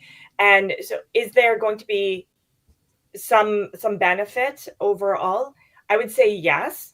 And I think it depends on where you live too, and what the standards are in your country. But in Canada, I feel pretty confident and safe in terms of a variety of foods should allow for you to stay healthy and not have the toxic effects. I would look at more of the other additives that are coming into our food systems. Yeah. Good feedback from Jory Jansen here, and great question from Lauren. Thanks, Lauren, for that. Jory, thanks for hanging out with us today for the hot takes, some fun conversation. Here's my goal. My goal is to cut this up in some little segments. Going to get it over to you guys and get them circulating. So I think these are topics that people wonder about, right? And they're good, quick hits that make folks curious. Can I hydrate without water? Yeah, you can. Is a cheat meal good? And Jory, I love what you just put out there, right? Maybe we want to reframe the word cheat and just remove the word cheat altogether, because cheat, to Johnny's point of view, is a negative. And so if I'm learning from Johnny, we want to get negatives out of here. You add cheat to that. There's no purpose to use that word. Love it. And it's not to soften it, because I love how Marty talks. Like, we don't need to soften the message. Yes. Right? Like, let's be direct. So if we know that cheating is something that isn't really something we want in our lives, yes, it's being respectful to yourself. Yes. And in that relationship with you. So it's not that you can't, it's just, what do you want in that relationship with you? Speaking of relationships, I because we're all family here, I gotta throw some love on the table. We were all having dinner last Friday, myself, Jory, Kurt, and Lauren. And you guys haven't seen the photo here, but Marty, I got to tell you, man, we were having some laughter. And you know how you meet people sometimes, you don't know what to call them. You're like, what should I call them? And so Jory's like, Keith, do I call Chris, Christopher, Chris, C, Marty? And Jory, I just heard you drop Marty. So I thought you would catch that. Jory finally got the confidence to say, okay, I'm going to drop his name, Marty. So there you go, Marty. Jory's like, okay, I'm on good terms now. She's like, can I call Marty? I'm like, yeah, fuck, call him Marty, man. I think I've named him Marty, but yeah, he's Marty. So there you go, Jory. Good job there, kid. You're welcome. Yeah, no, it was true. As Keith would say, true story. Yes. And we were sitting around and talking. Yeah. And I was like, I don't know what to call, because I know we're not like besties, but yet I feel like we're more than just strangers. So That's what do I right. call you? And then there's Christina with the K, because I just love that. So and it was like, is it John? Is it Johnny? I'm like, I'm just gonna call you John. That's it. Whatever works for you, Jory. That's it. Whatever works for you. All right. I know Marty's got to get at work. He's got to get over to the gym. Jory's got to get on with her day. I appreciate you, Jory. You dropped some nuggets here today, and I'm taking that cheating thing all the way to the bank. It's out of the dictionary here in the lab, so I appreciate that, Jory. I'm gonna take it out of my vocabulary too. I like that a lot. And what was John's earlier message? It was recorded. Oh yes, if they're talking behind your back, they're already behind you. Yeah. No. If they're talking behind your back, you're already ahead of them. Keep going. Yes, something like that. And it rhymed. We'll have to replay it. It rhymed. The first slogan. It The rhymed. way you so confidently repeated that too, Keith. You just fucked it up. Hey, John, I'm gonna help you make it rhyme. We're gonna come up with a rhyme for it. I got you. Let's go, baby. Let's go. Thanks, you guys. All right, enjoy your day. Okay. Marty, enjoy yourself. Hey, Johnny, listen to this. Yes, sir. Oh, we got that sound effect coming in here. Flynn's got a okay.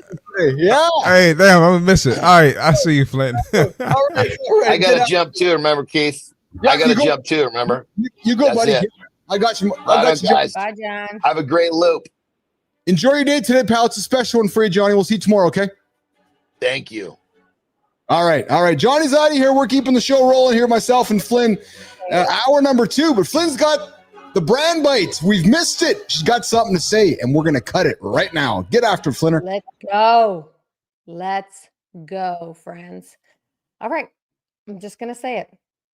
You don't love yourself. Let's just call it what it is. If you're chasing external validation, it's because you don't love yourself. I've been there. Trust me, I've been there. waiting for likes, checking for comments, refreshing to prove that I was enough. But the truth that actually hit me, says here like a fucking freight chain. I wouldn't say that. No amount of likes or applause will ever fill that void. I promise you. Why? Because you're outsourcing something that's only going to be able to come from within. The problem isn't that the world doesn't see you. The problem is that you don't see yourself. You don't love yourself. And until you do, no amount of external validation will ever feel like enough. So here's what I want you to hear today. Stop waiting for others to tell you that you're worthy, whether directly or indirectly. Giving you the pat on the bum, you don't need it. Start deciding that for yourself. Number 2, look at what you're chasing. If you find yourself doing this, actually spend the time to look at what are you chasing? What is the real need behind what's underneath all this? Is it recognition? Is it respect? Whatever the answer is, give that to yourself first. And third, post, share, show up for you, for your own group. No claps, not for the comments, not for the claps, for the person that you're actually becoming in the process. Because building a brand, building your self-worth, it's not about proving it to everyone else. It's about proving it to you. It's about learning to love yourself so deeply that the world has no choice but to see what you already know. Yes, it really is that simple. I have entered my no fucks era, and I promise you, if you take today's brand bite into account, you will be one step closer to entering yours. You got this. Oh, Flynn's back with the brand bite. I love it. I love the nuggets she drops here, and I thought that we'd pivot to another conversation around this here in a second. Flynn's been a fun first 75 minutes with you again, having you back on the show. Mm-hmm. Yes. I missed you. That's a good conversation with Jory there about some good stuff there. But hey, I forgot Johnny had to go here today. So I'm going to throw the 7 sex questions everybody has, but is too embarrassed. I'm going to throw them on the table for another topic here. I want to make this discussion. You don't want to have the 7 sex questions everyone is too embarrassed to ask with me? Well, I do, but I think we're going to do it another time with the rest of the gang here. So what I do really want to do is I want to cut some great content with you regarding something I know you're immensely focused on this idea of personal branding. And we got guys listening to our show, men waking up in their 40s and 50s and late 30s going, oh, fuck, I got to get a personal brand. I hear about this personal brand stuff and I don't know what it means and I don't know how to build it. And I'm largely lost. And I thought what we can do here today, Flynn, for the next 12, whatever number of minutes here before we get to the community corner is how to build your brand in 3 easy steps. More importantly, Flynn, and just for the cut here, Jimmy, how to build your personal brand in 3 easy steps.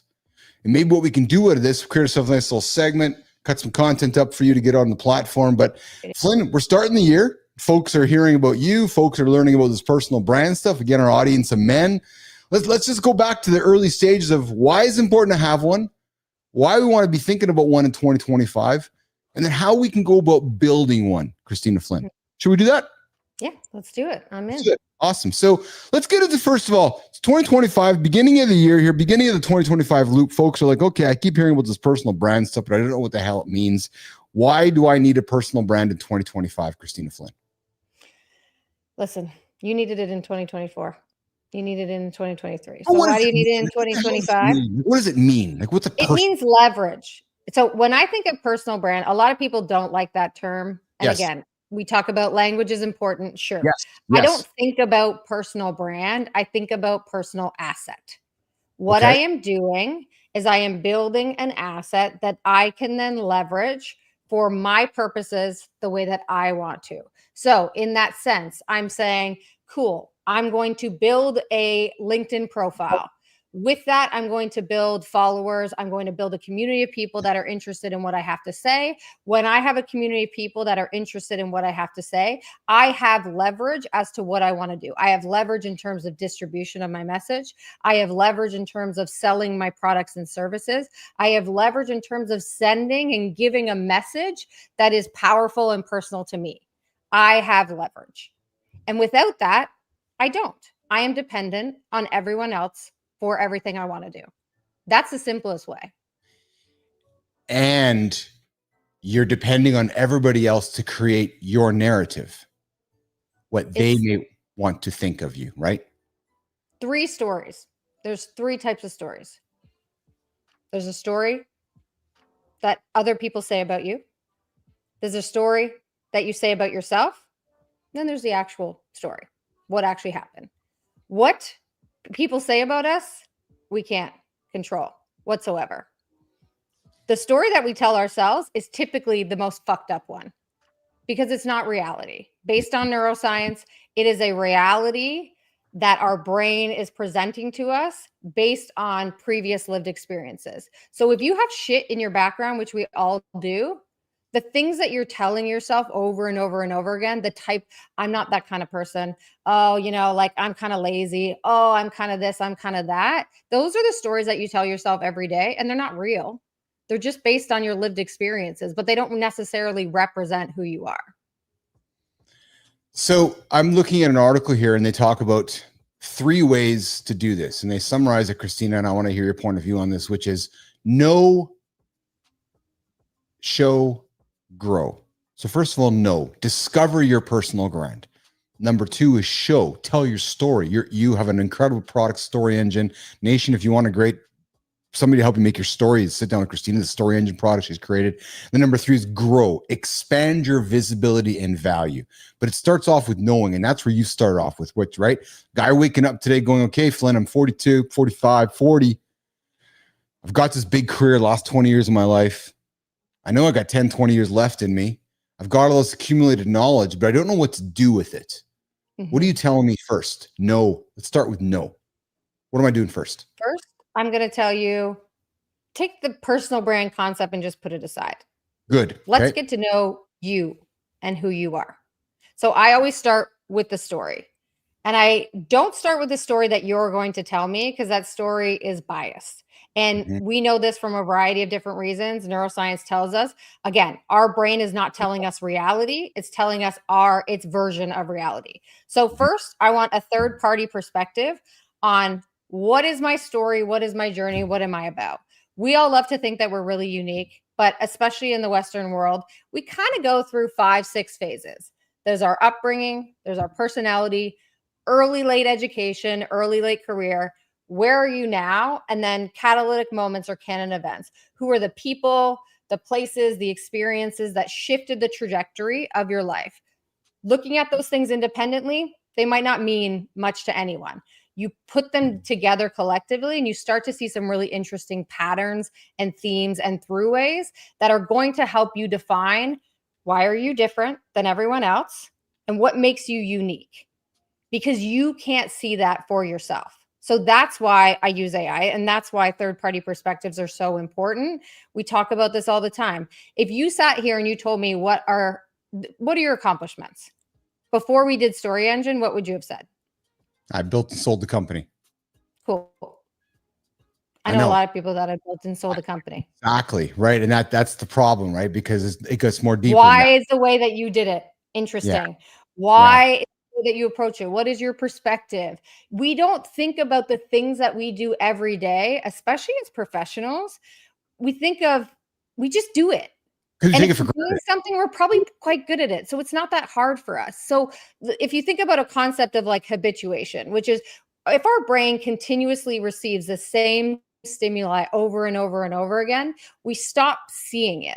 So if you are really good at something and you've been at it for a career of 10, 15, 20 years, you can't actually see what you're doing anymore. But the value is in what you're doing every day. And something I'm focusing a lot on lately is this idea of like, everyone has a framework in their brain. It's the way that they look at things. It's the way that they approach things.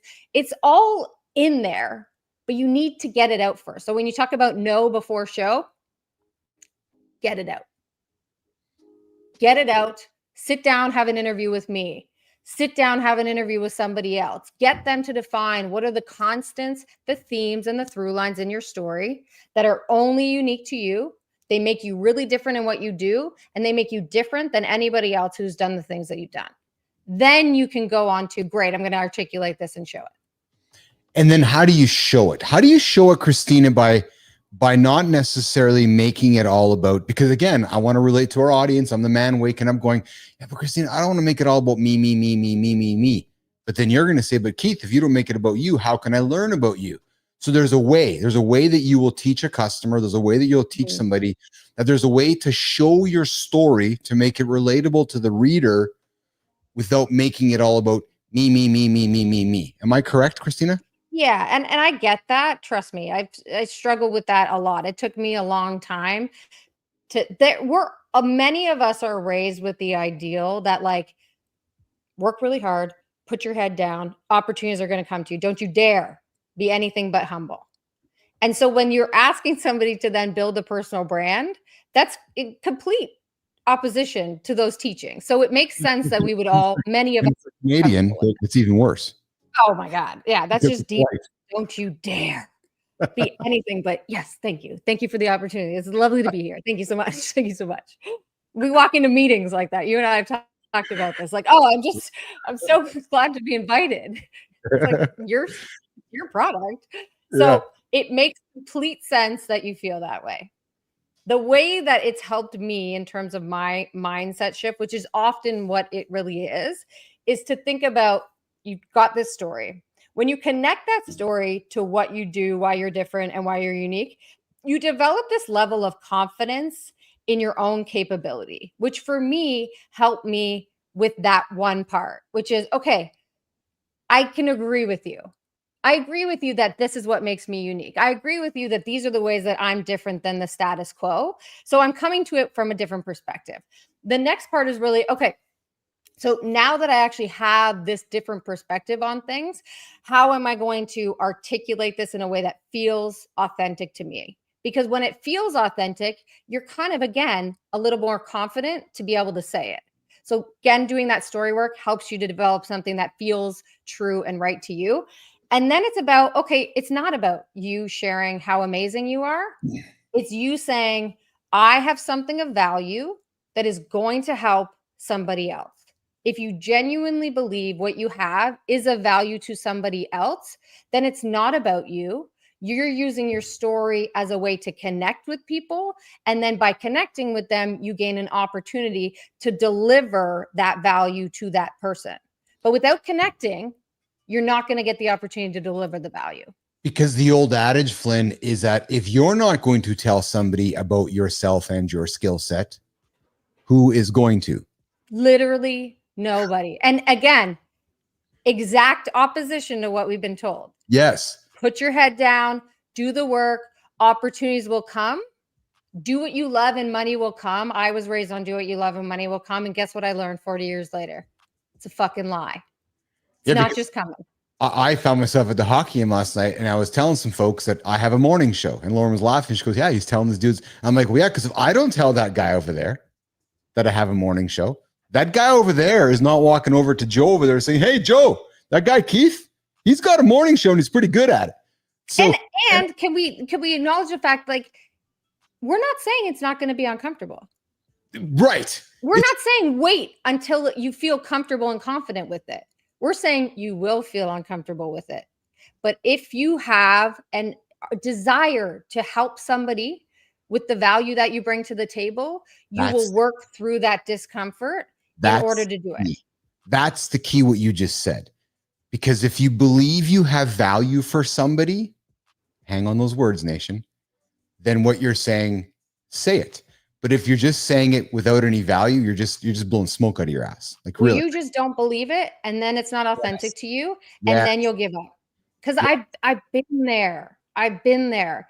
And it wasn't until I felt like I got to this point where I'd built this brand. I was on Twitter or X, whatever. I had built what I thought I needed to build. I was like, I did it. I spent 2.5 years here, like 16,000 followers. I did all the things that I said I was supposed to do. I did what I loved and money was supposed to come and it didn't come. And then when it all went away, I was like, well, fuck, if I were to do this again, how would I do it differently? And to me, it was like, this needs to be about me. My last brand was about my company, was about the industry, was about the platform. This time it needs to be about me. But I had to say, well, who the fuck am I? Yeah. And the only reason I've been so uncomfortable with selling, and the only reason I've been so uncomfortable with telling people this is what I have to offer, is because I didn't think it was valuable, because I didn't think I was valuable. Right. Period. Well, and it's interesting to hear you say that, because, you know, we both know Story Engine's valuable, and what you've created is extremely valuable. And we just got to keep building your confidence and recognize that it is valuable and people do want it from you. And I'll say something to you that reminded me from our friend AJ. Because when AJ called me a few months ago saying, Keith, I'm thinking about getting this clinic. I'm like, yeah. He's like, but I don't know if it's a commitment, it's a lease. I said to him, what the hell did you go to school for 3 years for? He's like, well, fuck, that's right. That's why I'm getting this clinic. So the next day he's like, well, yeah, duh. That's why I'm getting same thing. So Keith, why didn't you tell the guy you had the show? What the fuck did you do for the last year? Like really, like I've spent the last year building this thing. If I'm not going to tell anybody about it, what's the last year been worth? You've just spent the last year building Story Engine. If you're not going to tell anybody about it, what the hell has been the point of the last year of your life? Yeah. Like when you kind of make it that simple, it's like, yeah, I went to school for 4 years, but I'm not going to go do that. Oh, then why did you go and do that? Well, but the difference is that a lot of people, in terms of building their personal brand, what they went to school for, it doesn't sit with them. It doesn't align. I went to school for criminal justice public policy. I'm so far removed from what that is, but that's also how our brains think, right? If we think about building a brand, what do you have to do to build a brand? You have to, 1, understand yourself, 2, tell your story. You have to have and deliver value by way of content. But when you get to the content part, people are like, but I'm not a writer. I didn't go to school for writing. I'm not a journalist. We have these ideals in our minds as to who gets to be what. And so this is a step backwards in saying, there are no rules. I get to be whatever the fuck I want to be. Well, this leads in many ways, before I get to the third one, which is growing, no show, and then the third one. But in many ways, Flynn, this even relates to our key topic today, which is don't let what others say about you, like don't worry about what others say.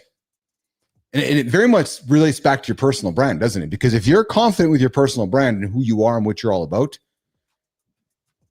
you would be encouraged to try to find a way to stick the finger up at everybody else, aka Taylor Swift, aka John Anderson. No, they're not my product market fit.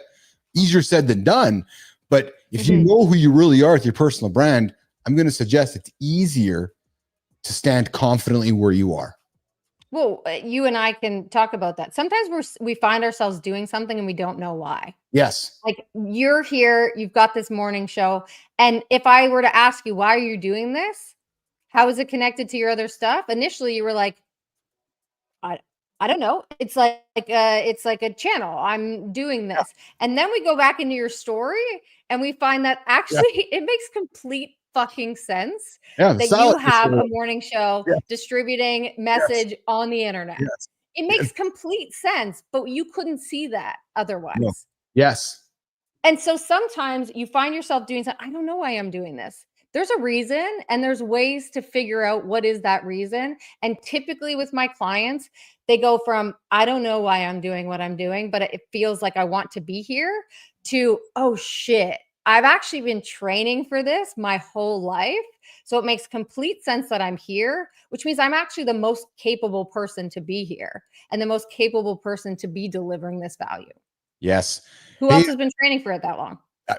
Well, and then when you know that, man, the confidence just shoots through your roof. And Tony, I see you here in the horizontal. I got to get you on the vertical feed as well there, Antony. So if you can get yourself in the two feeds, that's great. You've got the instructions there in the email. Flynn, it's when you recognize, like when we discovered together, like that, how that 10-foot satellite just changed my life, it gave me this undeniable confidence that I was doing the right thing. Because it's like, okay.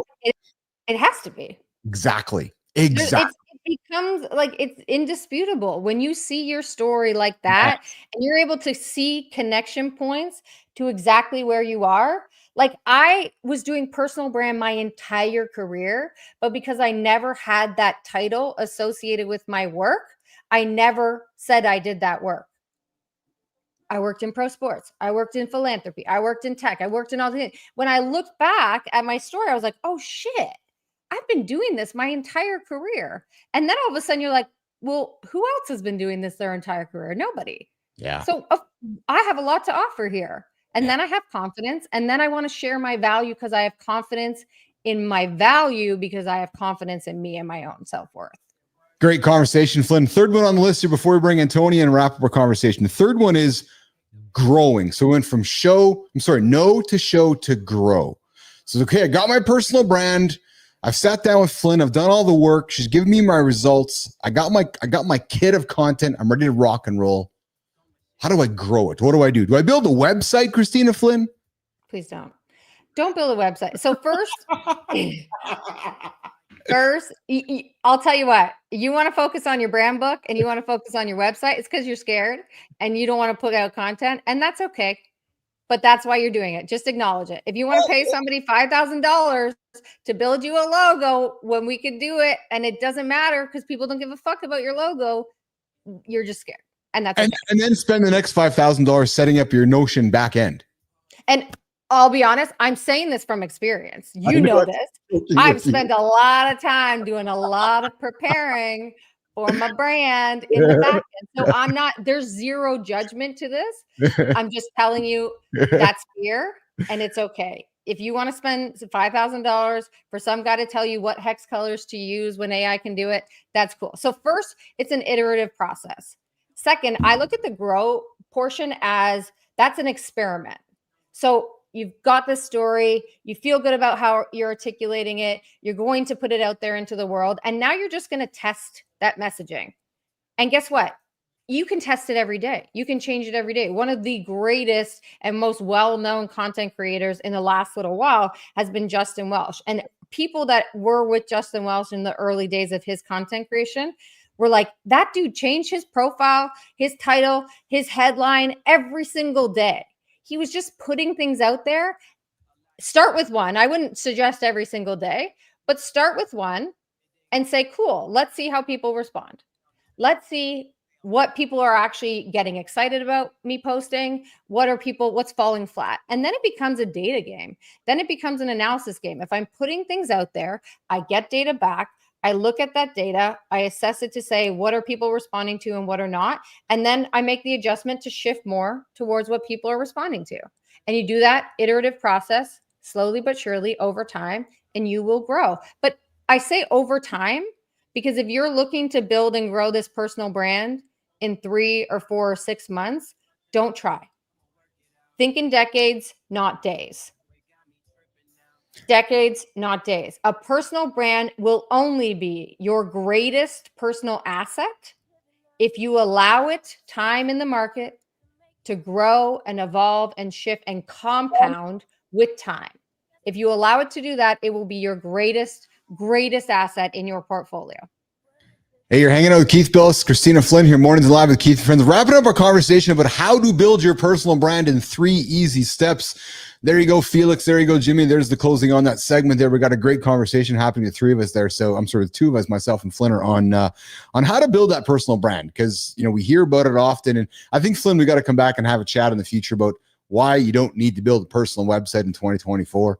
I've had some conversation with folks with this lately. If you're thinking of spending $5,000 on a website right now, please come to me.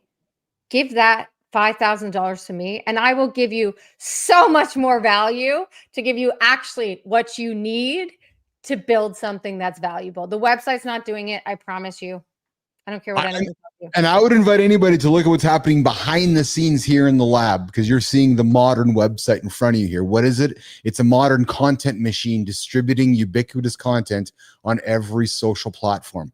That's the internet of the future, nation. It's not. You don't have to start there. Can I just interrupt? You don't have to start there. Pick one. Yes. Just pick one. Pick one platform. Learn about social posting, learn about social selling through one platform, and then you can expand. Keith has been doing this for a really long time. I'm still on one platform right now because I want to get shit right before I go ubiquitous, before I go omni. Yeah, but that's the future, nation. Stop this idea of I got to have a website. I got to go get people to come to it. I got to go spend money on SEO. No. It's no different with your diet. No, it's not. All right, Flynn. So listen, let's keep the show going on here. We got somebody who got the best fucking bow tie on LinkedIn, Flynn. I'm talking the best. Bow tie? Give it to me. I love a bow tie. Who's wearing bow ties in 2024? I think we got to get more folks wearing bow ties in 2024. I mean, listen, if you want to start something, I know a dude with a show that could wear a bow tie and get everyone wearing them. Flynn, I could wear a bow tie with no shirt. Isn't they call it a Chippendale? I think if they have a good, I can't even. I don't want to. A good dad body? So this is a show. I was gonna say. I mean, but then I didn't want to shame anyone, so I was like, Oh, Flynn, you're too kind with the words. No, listen, nation. We're gonna call it a Chippendale. We're gonna put the fucking bow tie on. We're gonna show up with no shirts and our. Hey, you missed my conversation last week about chafing nipples. Last Friday, I got on the show here and I had chafing nipples, and it was a big talk. And then tell a woman about chafing nipples. And then Flynn, I went on and posted on LinkedIn. Probably the only dude talking about the big hook on LinkedIn was I got chafing nipples. And then Flynn, a lot of folks cared about my chafing nipples. So is it because you were wearing your jersey with nothing underneath? No, I was wearing a t-shirt and I was running, and I went for a long run because you know how I'm this marathon runner now, as we know, right? Yeah, for sure. Yeah, I went from bodybuilder to runner now, and so now I think what I'm going to do, because we got this guest come with the bow tie, maybe I'll wear like a shirt with a bow tie, and I'll have like a chafing nipples, chafing neck, and I can be like a really esteemed runner. I think you can show chafing nipples in content like that. No. How are you going to represent chafing nipples? Also, is that the way you're running your marathon? Because it's going to take you a long ass time. For Anthony Savalas is joining us here in a moment. He's like, "What the fuck have I got my?" Hey, that was like the Bionic Man. You know, you're too young for that show, the Bionic Man. I don't know what you're talking about. It's $1 Million Man today. It ain't happening. Yeah, Lee Majors. I don't know what that is. I don't know what that is. I know you do. That's context here. All right, Jimmy, listen. Good times laughing. Good time knows exactly what I'm talking about because good times. Dude, you got your PMF, bro. PMF. All right, Jimmy, let's bring in our guest. Anthony Savalas is joining us here in the lab.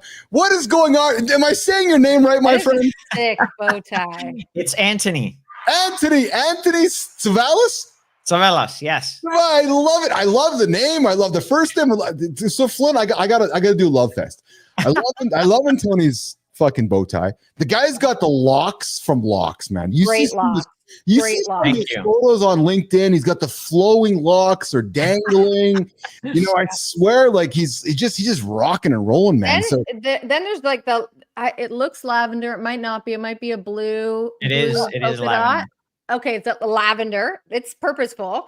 And then your spectacles. This is a vibe right here, Anthony. This is a vibe. That's how I roll. I love it. I used to be a long time ago a fashion designer. There you go.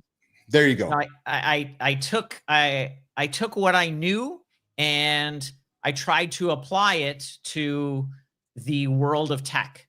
And over time, I realized that why am I conforming to what a tech bro should look like? Yes. No, it's just like I'm letting the real me out. I didn't even know that I had locks until my hairstylist told me. No way. Like 6 months ago. She's like, you should let your curls out. I was like, curls?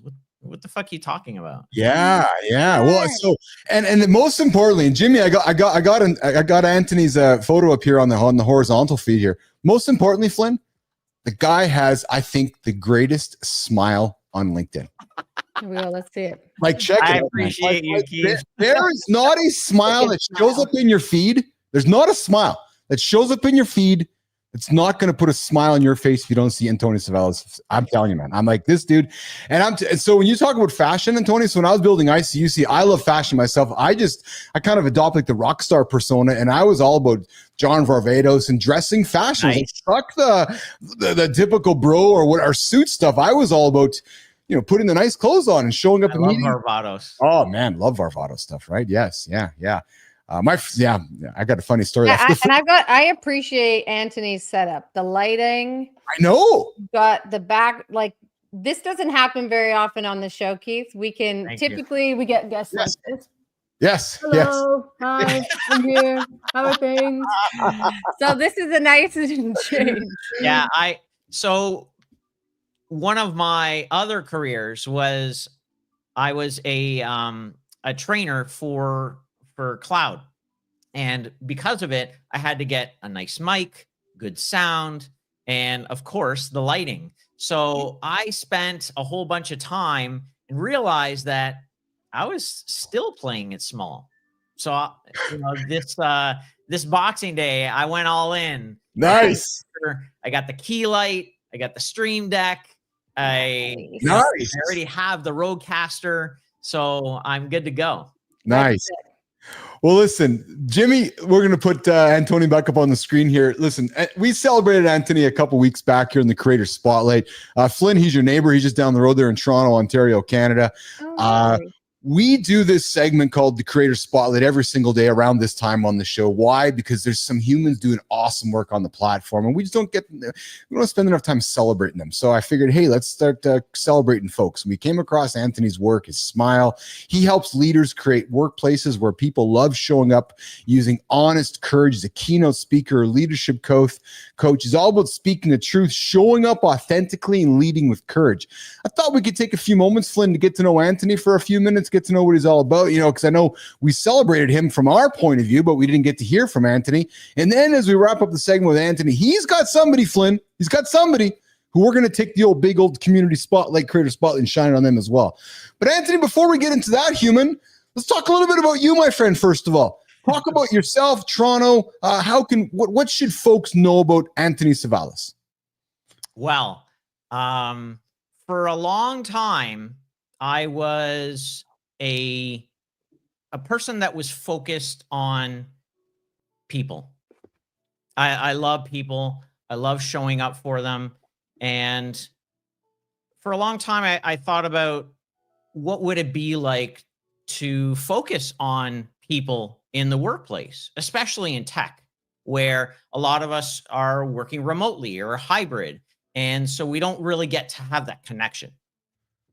And so for a lot of, I'd say about a year and a half, I was focused on happiness. We should have more happiness in the workplace. Now, there is no person that's going to deny that. Everyone tells me, oh, we need more happiness in the workplace.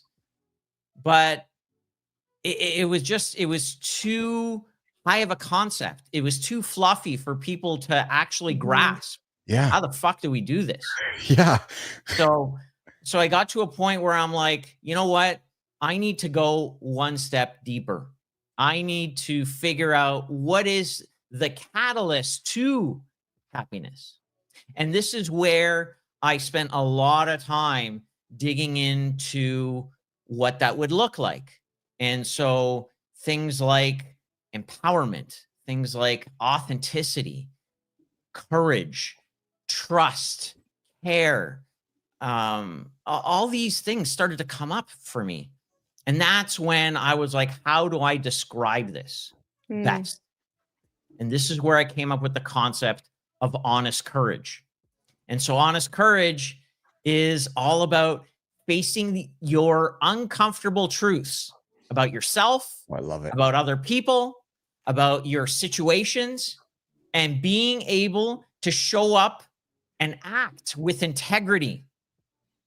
Even though you know that it's risky or vulnerable, but you do it anyways because you know that it's right. You're coming from a place where you feel it's right.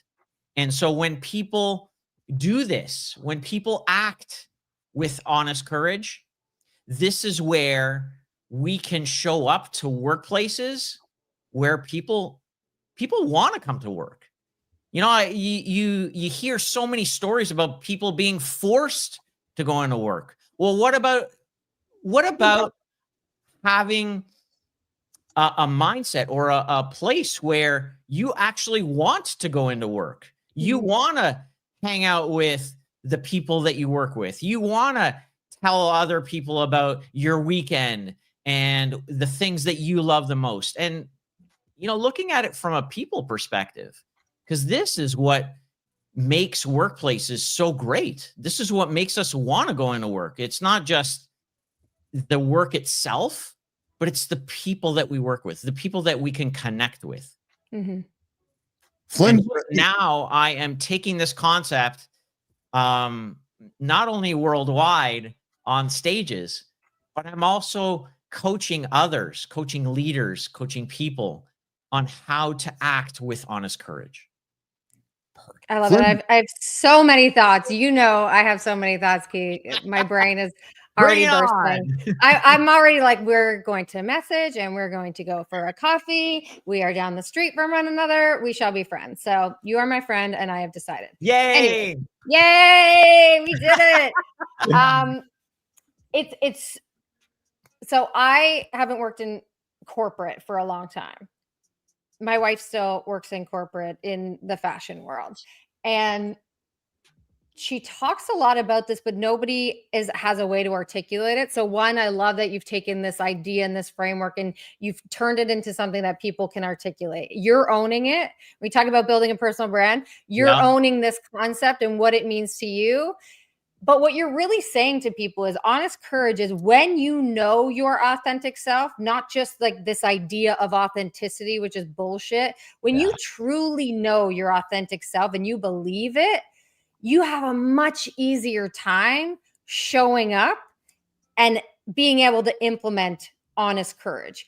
Because when you're doing the right thing as defined by you, you're able to do it unapologetically. You're able to say, well, if that doesn't work for you, then I don't fucking care because I believe it. It's me. It's true to me. So that you need to figure out that part, the authenticity of like, what do you actually fucking believe? And I get it because we have spent our careers in places that have told you what you're supposed to believe in, that have told you this is your mission.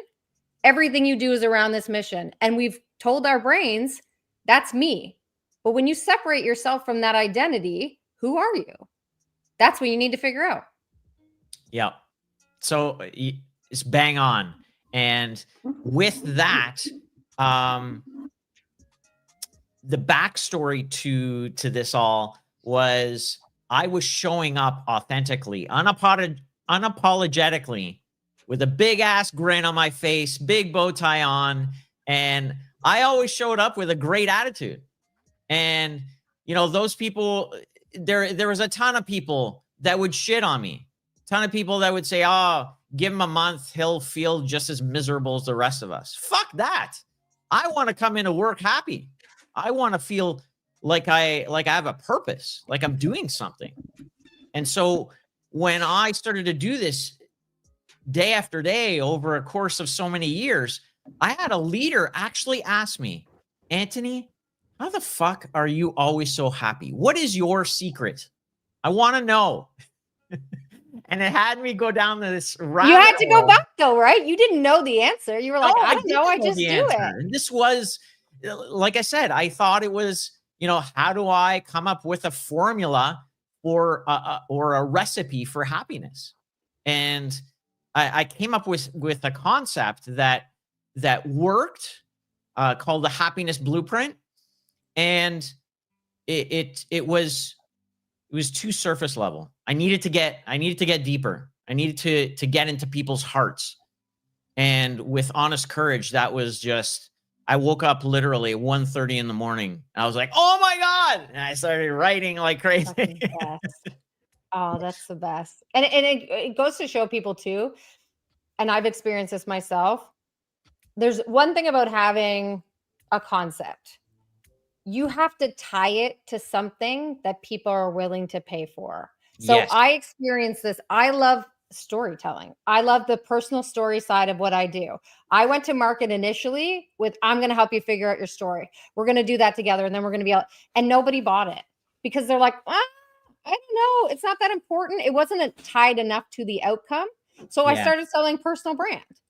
I don't necessarily love the idea of selling personal brand over personal story, but by selling personal brand, I got to do the thing that I wanted to do. And you're saying that by selling honest courage, which is a very clearly defined framework idea, you were then able to get to, this is actually just about happiness. Can we just talk about that? It's just, it's happiness repackaged.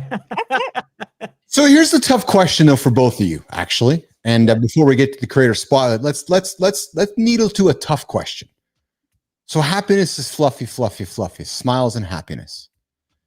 But yet at the end of the day, you want somebody to write you a check for your services, Anthony.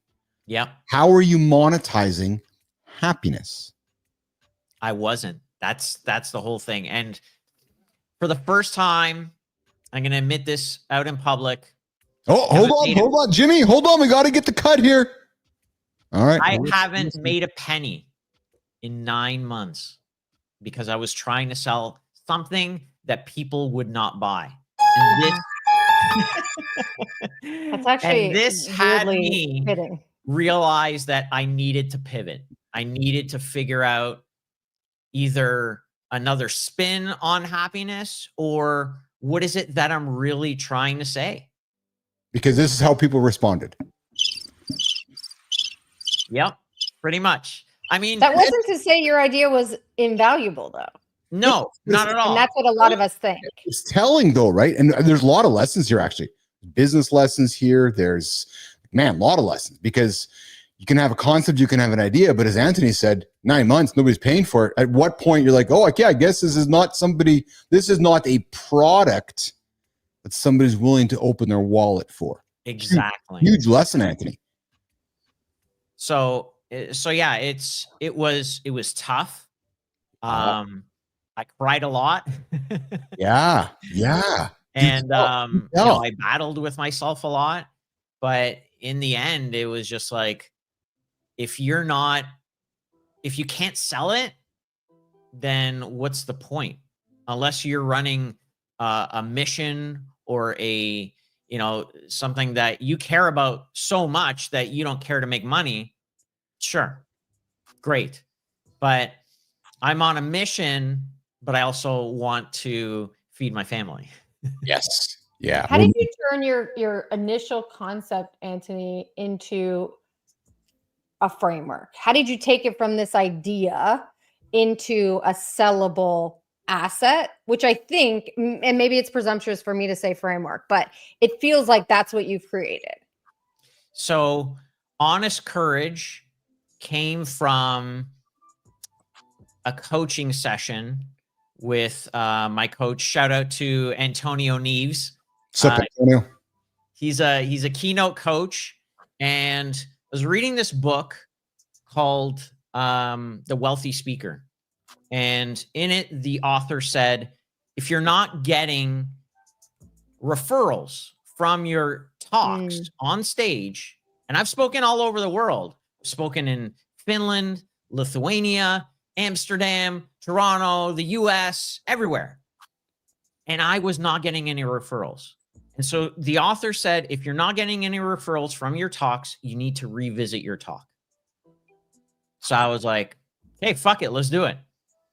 So I contacted Antonio. I was like, hey, dude, I need to redo my talk.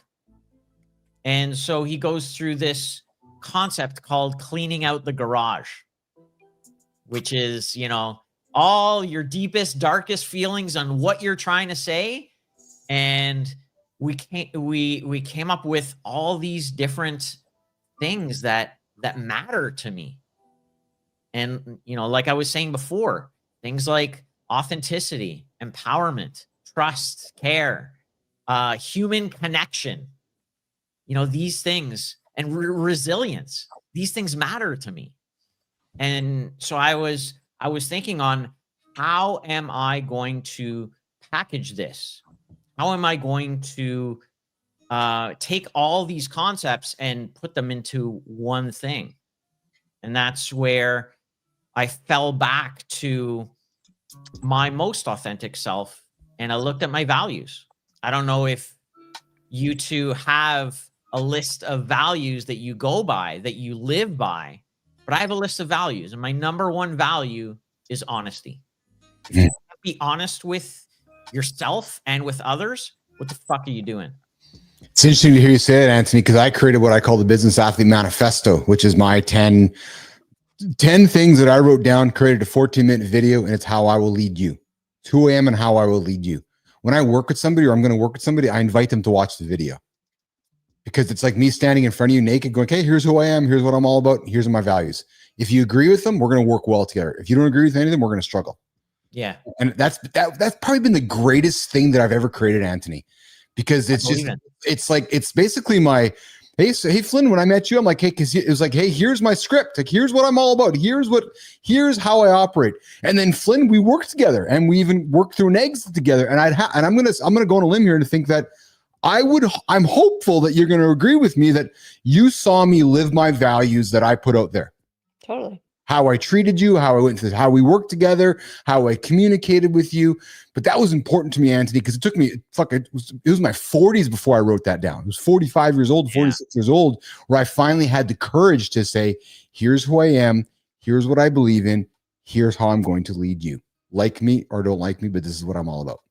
That's awesome. That's awesome, Keith.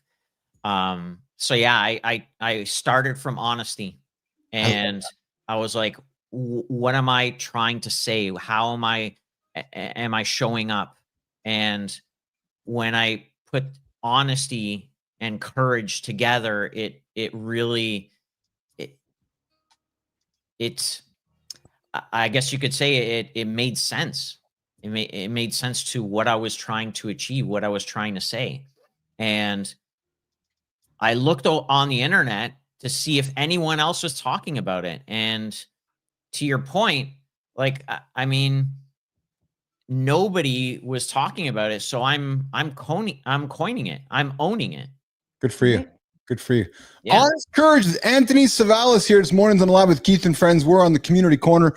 Good morning, good time. I see you there. We're gonna work towards wrapping this up. Scott Benzie, I see you there at the Customers House listening to the show, and you can't turn it off. I love that. Anthony, you might be getting a LinkedIn request from Scott Benzie because he wants to see your smile in his feed. I think that's what that's all about. So we're going to increase. We're going to increase Anthony. A lot of folks are going to be happy today because Anthony's flowing locks and wonderful smile and the bow tie is going to show up there. But Flinner, it's the Creator Spotlight. It's time to do the segment where Anthony took the old light and said, hey guys, I got somebody to celebrate. And truthfully, I got somebody we're celebrating today who's been on the show a couple times. He's admittedly a friend of Uncle Keith.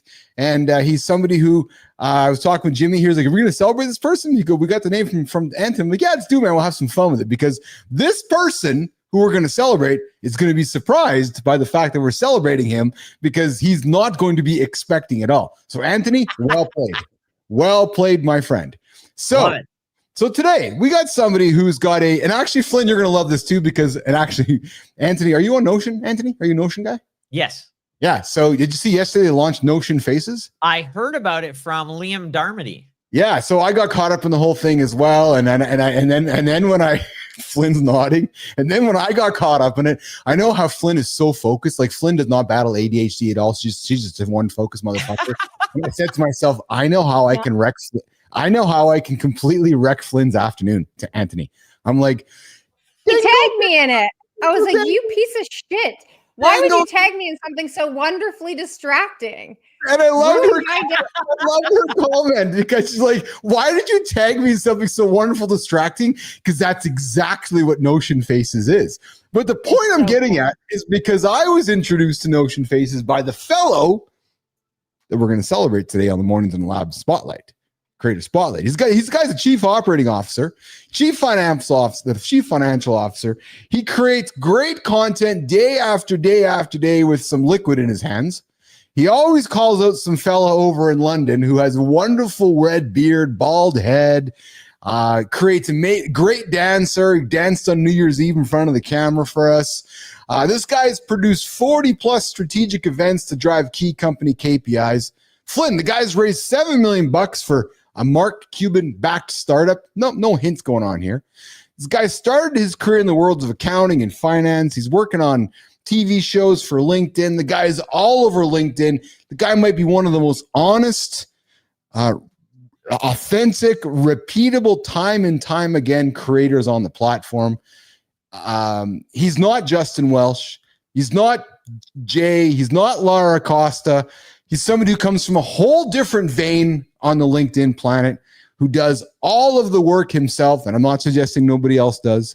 But today, Mornings in the Lab with Keith and Friends, he's on his way to 94,000 followers. Jimmy, let's do it. Today, the Mornings in the Lab with Keith and Friends is really excited to celebrate our friend. Why the hell can't I get... Hurry the hell up. I can't do this much longer. I know. It is our friend... John Krasky. Hey! Kraski, you mother!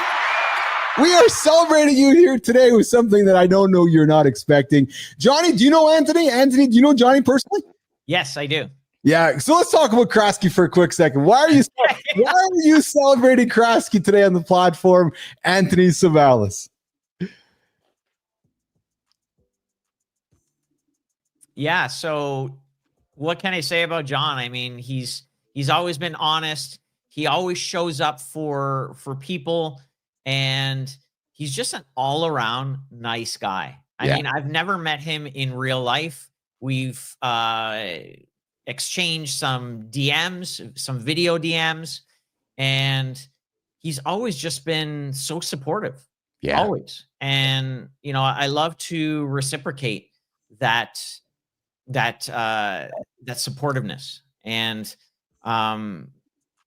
he never goes to any lengths to really go around the algorithm. Everything he's built, he's done himself. Yeah. And I respect him so much for that, especially since he's grown so much over the past little while. It's been crazy. And I love to see that. He's a great model of how you can grow on LinkedIn. And, you know, he talks a lot about his thoughts, his process, a lot of ODs.